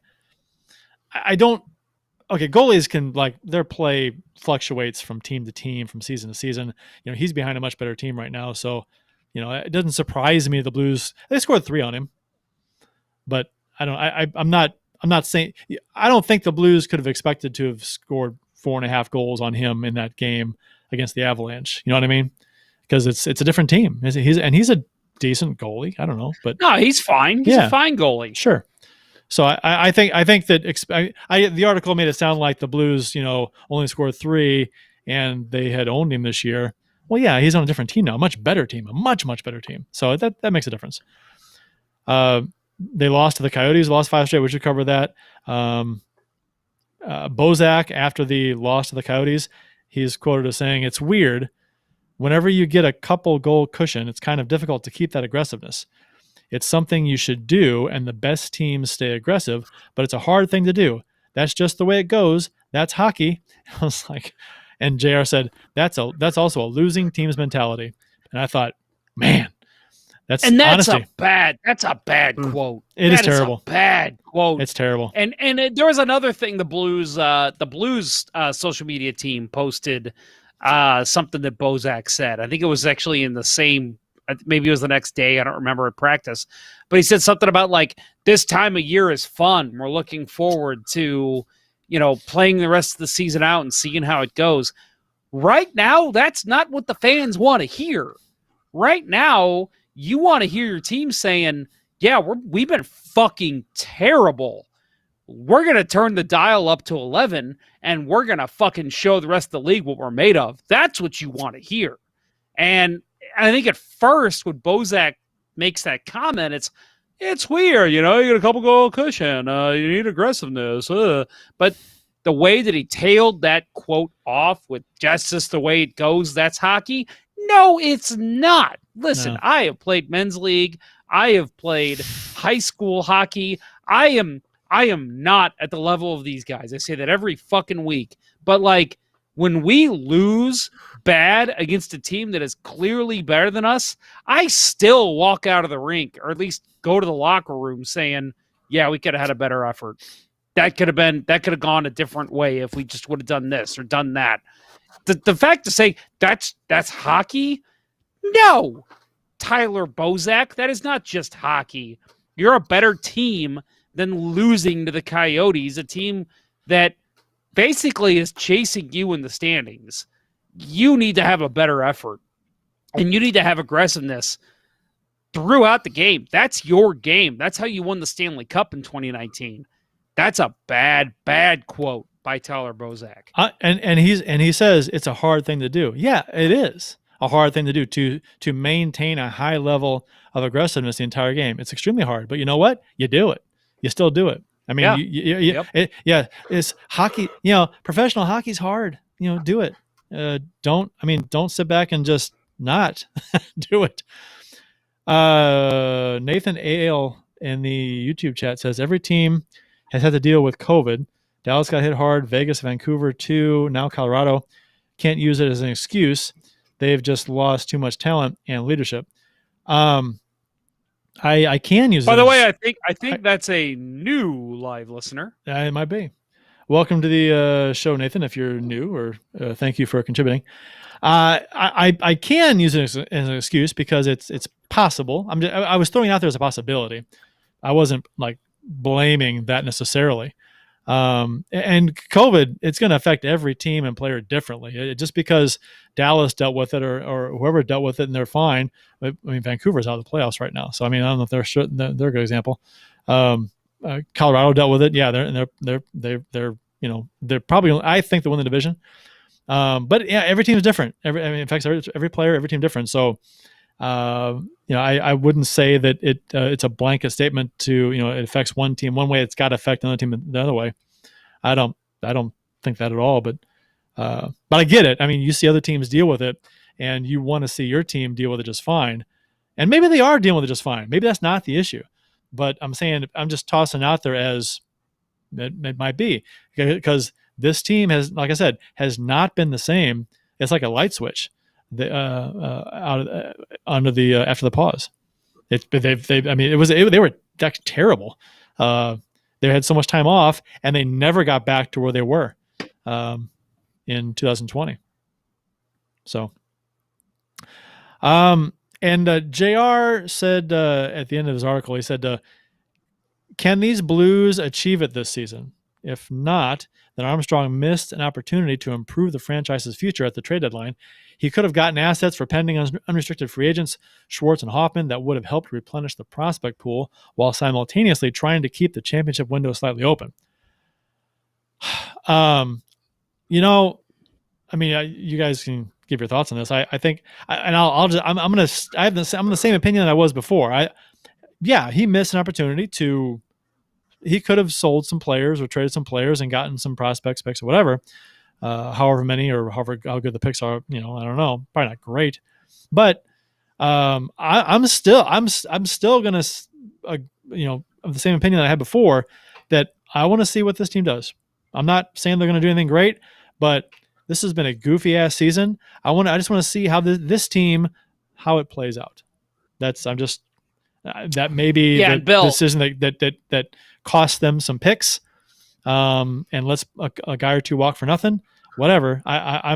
This is me personally. I'm not saying this is the right call, but I want to see how this team plays out.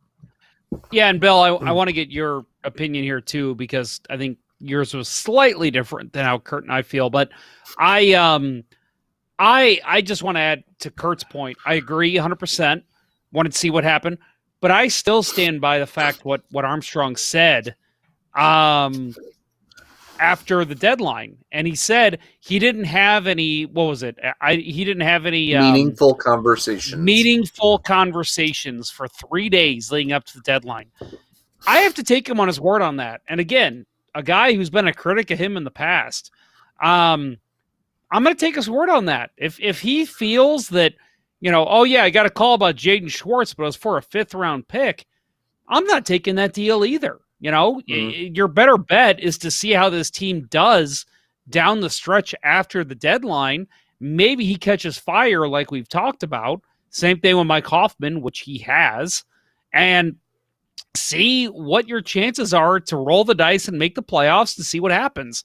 I actually still, even after these two big losses, I still feel the same I did last week. I think you stand pat, you see what happens. Again, crazy season. Take these guys, think of the Blue Jackets a couple years ago when they had Panarin and Bobrovsky hidden free agency, and they kept them because they were like, that's basically trade deadline acquisitions, even though they're unrestricted free agents. Let's see what they can do in the playoffs. And I think it's the same thing for the Blues here. I think they're unrestricted free agents. So yes, moving them, getting us prospects or whatever would have been nice, but maybe what we can get from them is bigger than what we would have gotten for them at the deadline. Yeah, I agree completely. I mean, the Army knows what the market is and if it's valued correctly. And if he's saying that there weren't any meaningful conversations, I take that to mean, like you said, maybe he's getting a 4th or 5th round pick offered for Hoffman or Schwartz, right? It's teams may have tried to be opportunistic and said, hey, Hoffman don't work out so much for you. Why don't we give you a 3rd or a 4th? And Army's like, no, I'm not going to do that. I think, and I think that would be the right call if that's how it played out. At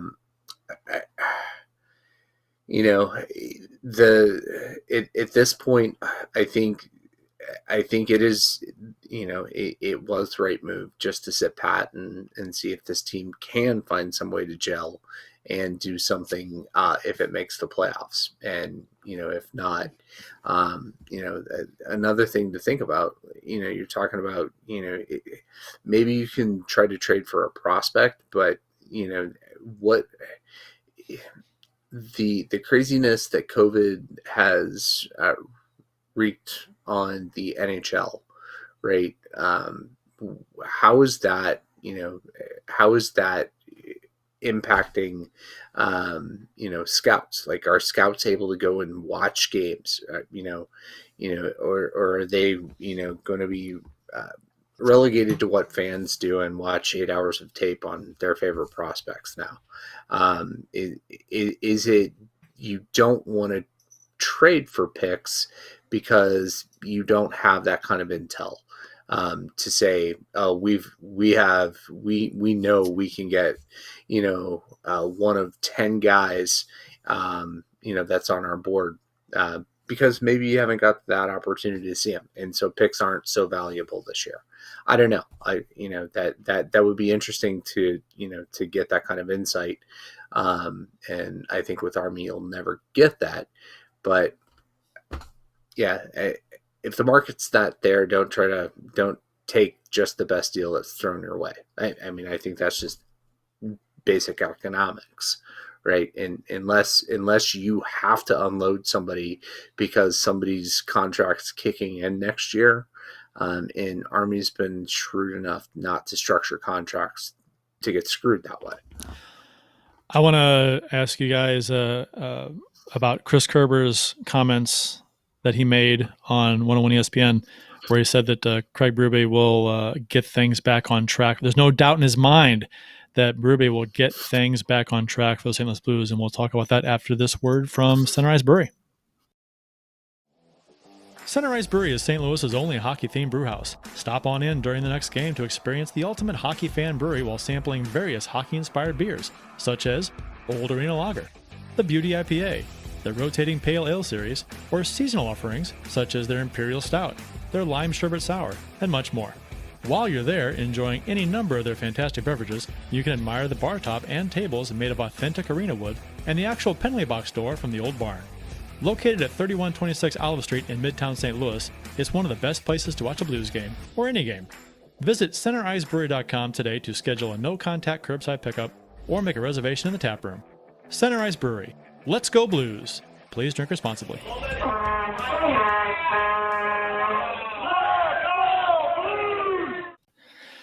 Hockey fans should, people in general should support local businesses, especially in this time. But local hockey fans who are listening to the show, if you have not been to Sunrise Brewery, check them out, support them. They do a fantastic job over there. Try their beers, check out the stuff they have there, the old arena stuff.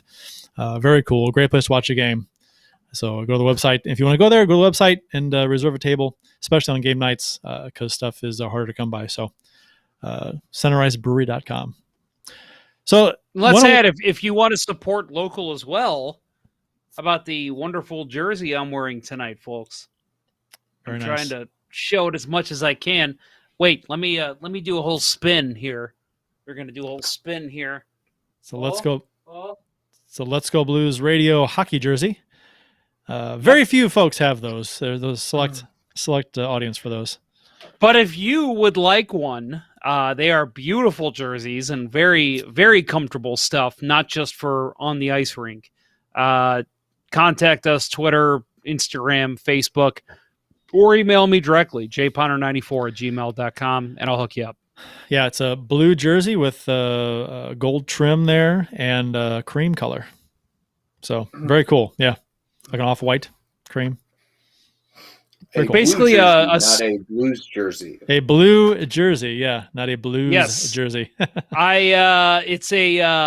kind of a take off the Winter Classic. That's kind of the way that we went when we decided to go with this jersey. I love it. One of my favorite jerseys I have, and I've got a ton. 101 ESPN tweeted out earlier today. They had Chris Kerber on. Blues play-by-play guy, radio guy, and who I respect. Chris Kerber. I love Chris Kerber's commentary. I love his calls. I think he can be. He's a fan who is calling a game, which is kind of cool. And oftentimes, in these radio interviews and things, he's more honest than most people are. You'll get some honesty out of him when he's critiquing the team. But so this was interesting to me when he says that there's no doubt in his mind that Craig Berube will get things back on track for the St. Louis Blues this season. That's, I mean, he's kind of, I don't know if he's going on a limb or just being rah-rah or, working for ESPN Radio or what, but I mean, what are you going to do? I mean, I love his attitude. Do you guys buy into it? He's not Jordan Bennington, so no. Yeah, I mean, I there have been a lot of talk. There's been a lot of talk this season about, has Berube lost the room? Do players not listen to him anymore? Is his coaching style is more of a rah-rah kind of once players are on board, it just snowballs, but if they're not, it falls on deaf ears kind of a thing. So I don't know. Well, Chris Kerber thinks that Berube is he will get things back on track. So we shall see. Yeah, I don't know. We'll see. Running out of time. He's running out of time. Yeah, and I we've talked about it on the show before. I don't think he's in the hot seat as far as goalie go or coaches go. I think you give him another year. Well, maybe not a full year, but you at least give him until next season early. Yeah. But yeah, we'll see. Chris Kerber knows more than we do. You know, he's more tied into the organization. He probably knows Craig Berube better than most broadcasters, except maybe some guys in Philadelphia. But I don't know. Hard to comment on because we don't know. Yeah. Tomorrow night's game versus the Avalanche. What are you guys looking for? A strong 5-on-5 play maybe for a change? How about a goal from Krug? That's what I want. I want a goal from Krug. Goal from Krug would be nice. I'm looking for some fucking forechecking. I feel like that's something. And again, I know this team is not the same from 2019, but that's the way this team is still coached. Talking about Berube, I want to see this team forecheck. I want to see the Cale Makars and the Sam Girards struggle to get out of their zone. I want to see Braden Shen hopping up into the play. I want to see Sammy Blais. I want to see these guys go in and make the defensemen's jobs difficult to get out of their zone. That is what I want to see. I think that's where the game starts. And once you do that, you can establish more of a offensive pressure and clogging of the neutral zone, because when they start taking liberties and just cruising through the neutral zone, that's where the Blues start to lose the game. And I think that we'll see, if we could see a change there, that's where you see an entire change in the St. Louis Blues organization from top to bottom. So tomorrow night's game is that's here, right? It's a home game for the Blues. I don't have am I supposed to be looking that up? It's a home game. Yeah. Yeah.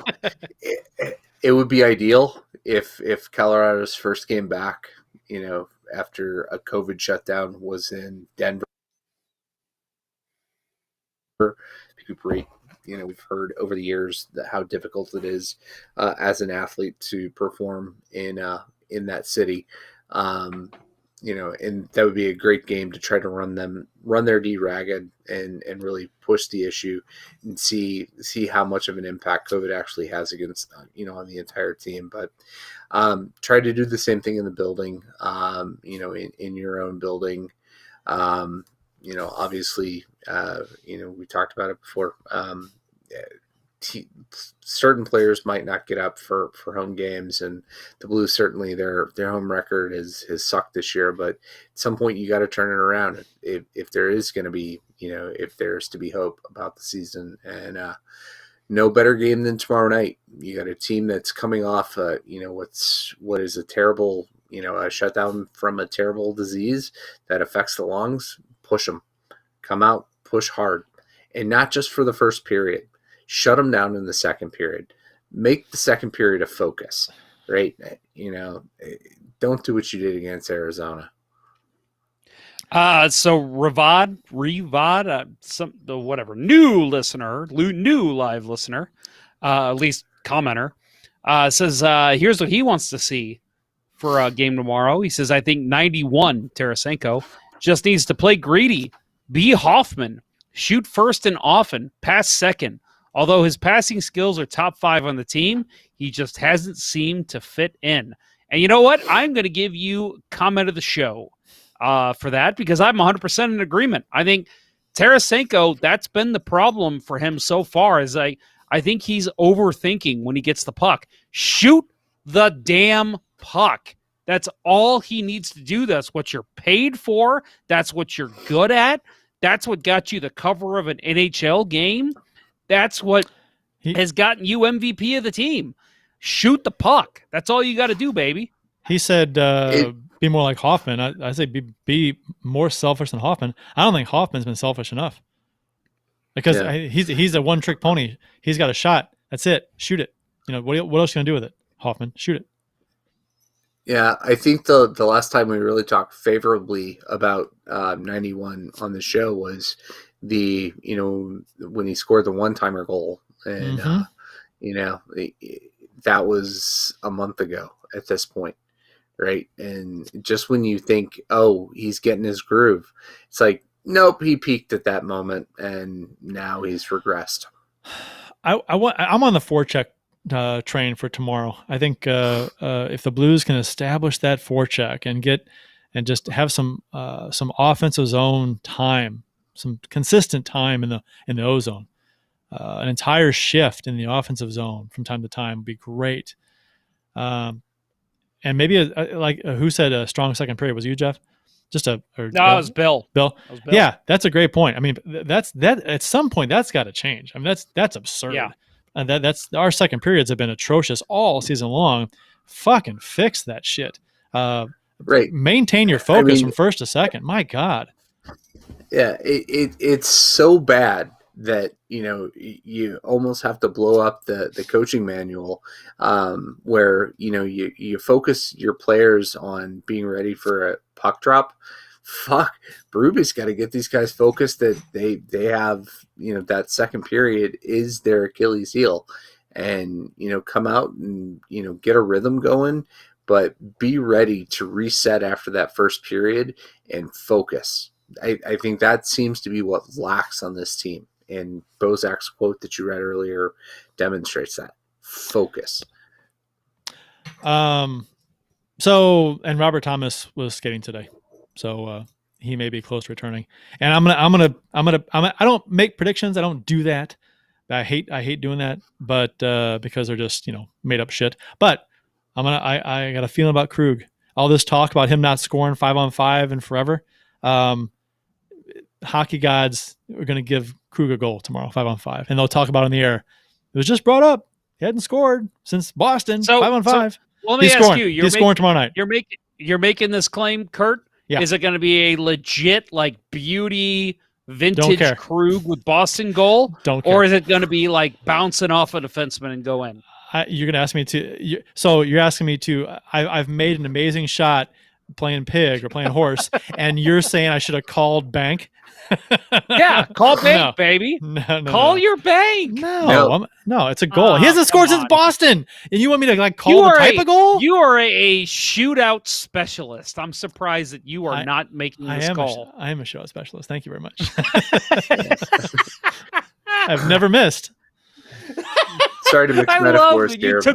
I'm so happy you took that in stride. He is. If I've learned anything about Kurt Price's game, he is a shootout specialist. That's right. That's why used to be a face-off god, but he changed his game when the shootout became a thing. He became the king. That's why I picked him for the Ponder. I picked him for the Ponder Cup a couple of years ago because of that, and he did not disappoint. It's the most beautiful fake out too on Lynn, right? I mean, I've never seen a slap shot fake out on a shootout on a good goalie. I mean, let's face it, Lynn McNew is a good goalie. He's very good. And you made it work. And let's be honest, I didn't just beat him. I faked him out of his jock. He was way out of the net. You did. When I saw you wind up, I even said out loud to the bench, I'm like, what the fuck is he doing? And then you went to the backhand and scored. I'm like, all right. I can't even get mad. So it's a great move in roller hockey. Yeah, but tough to go back the other way as a goalie. Yeah, true. And he came out away. I wound up and he kind of slid out. I'm like, okay, here we go. So thank you, Minnesota, for beating Arizona tonight. So it's 4 games in hand with 1 point down on Arizona. And oddly enough, Moneypuck, the odds of us making the playoffs has gone down by 0.2%. I would have thought it would have gone up significantly. 4 games in hand, the team we're chasing, and our odds from earlier today, before the game to now after the game, have gone down. Now it's 39.4 when it was 39.6. What about other teams? It's because they're listening to Let's Go Blues Radio and our prognostication. So they're like, oh, these guys know their shit. Well, duh. Well, wait. Let's see. Yeah, that's it. That is surprising because I'm looking. San Jose is going to lose to Vegas tonight. Yeah, and we're 3 points up on them. Behind the Blues. We have 2 games in hand on them. 3 games in hand on them too. 4. It's going to be 4 games after tonight. San Jose. Yeah, you're right. Yep. Yeah. So, that I don't know. I don't get it either. I'm going to say that Moneypuck is why wrong. I don't gamble. I'm going to say Moneypuck is wrong. Maybe it's just I don't know, in between. I don't know. I bet you it's like in the mid 40s tomorrow. Gosh, we got some stuff to go yet. Real quick. I mean, we can just jump into the rapid hockey fire tidbits. Something we have to. I think we have to mention, right? I mean, Kurt, I'm going to mow your lawn here. Go ahead. Patrick Marleau setting the all-time record for games played. For me, I mean, well, Kurt, you've got a couple stats here, and I'm going to give Kurt some credit here because he put all this out. Playing in his 1,768th game, surpassing Gordie Howe 2 nights ago, Monday night. The Sharks did lose in the shootout to the Knights. They did give Marleau a chance, and he did not score. This is his 23rd season. Yeah. Dude, I mean, it would have been cool to see, but I mean, come on. Patrick Marleau is like 68 years old? He's not going to score in the shootout against the playoff team. He's 41, and I scored on Lim McNew when I was, 43? 40. I don't know. You were old as fuck. That was a few years ago. Yeah, it was. No, I just want to say, and I'm not just saying this because I know we have a lot of Teal Town listeners, or at least our friends that host that show. That's an amazing accomplishment. I saw at least one naysayer on Twitter about how, like, you shouldn't pass Gordie Howe if you have the opportunity. Fuck shouldn't you. Pass. What? You didn't see that? There was somebody who tweeted something. I think it was a San Jose writer, too, who said something like, I could write so many articles, but I'm not going to pass said writer. If I get to the chance, I'm going to stop one short because that writer is better than me. And it's just like, okay, so tell Alex Ovechkin to take a back seat. He doesn't need to be passing Wayne Gretzky. Go ahead and stop scoring goals, Alex. No, because that's honestly, not how it works. Right. The context for the Gordie Howe thing, right, is that he played 1,740 NHL games. 67. Gordie Howe played until he was in his 50s. Yeah. And he came back a couple times. Right. He just to play. But he played. He also left the NHL and played probably 1,000 games in the WHA. I don't know the number. I didn't have time to research it. But he left the NHL for the WHA. Right. So I don't know. I am impressed by Marleau. Like, I'm not trying to take down Marleau's accomplishment. I think that is amazing. The fact that he did it at 41 years of age, right? Gordie Howe did it when he was 51, right? His last NHL game was in his 50s, and it's because Howe went and he played. They're 2 totally different players. For that record to be broken, because that was one of the records that was discussed, that when Gretzky retired, it was never going to be broken. It's a feat, and total stick tap to Patty Marleau for doing this. I think that it's amazing, and I think that's just such a stupid thing to write. Saying that he should have stopped one short is one of the dumbest things I've ever heard. Records are made to be broken. You're not a record holder if the guy who is going to pass you just stops and lets you have it. No, I'd feel weird as a record holder. Like, well, it's like not a real record now because you could have broke it, but you stopped. No, it's insanely stupid, dumb take. A guy who's trying to find who is that? I'm trying to find the exact take. Here it Sounds is. like a guy who never played sports. No, well, it's a woman. Her name's Rosie DeMano. She says Milt Dunnell wrote 11,000 columns for the Star. I'll never catch him, but if I were to reach 10,999, I'd stop. There's much to admire about Patrick Marleau as a hockey player and as a human being. Not this. Respect, she says. That's an awful take. Terrible take. It has nothing to do with that she's a woman. Nothing to do with it. That's an awful take as a writer. No. Awful take. It's an awful write as a person. I mean, I think that Patrick Marleau deserves every bit of credit. Now, listen, maybe this one season is the one time where you could say, yeah, if he wasn't approaching a record, nobody signs him. Maybe he's not good enough to play in the NHL at 41. But up until this shortened season, he has been, just a couple years ago, Toronto was trying to win a Stanley Cup. What did they do? They go out and got Patrick Marleau so they could play him in a top 6 role. He still was a guy that teams considered to be somewhat elite. And he was 38, 39 when he signed with Toronto, traded to Pittsburgh. Pittsburgh thought, oh, yeah, this guy's still elite. We could put him with Sidney Crosby. He's still a good fucking hockey player. And so for him to be able to reach this milestone is massive. And I give him nothing but props for that. And Jason Miller points out it was 419 WHA games for Al, not close to 1,000. So thanks for fact checking me. Thanks for getting us the data, Jason. I mean,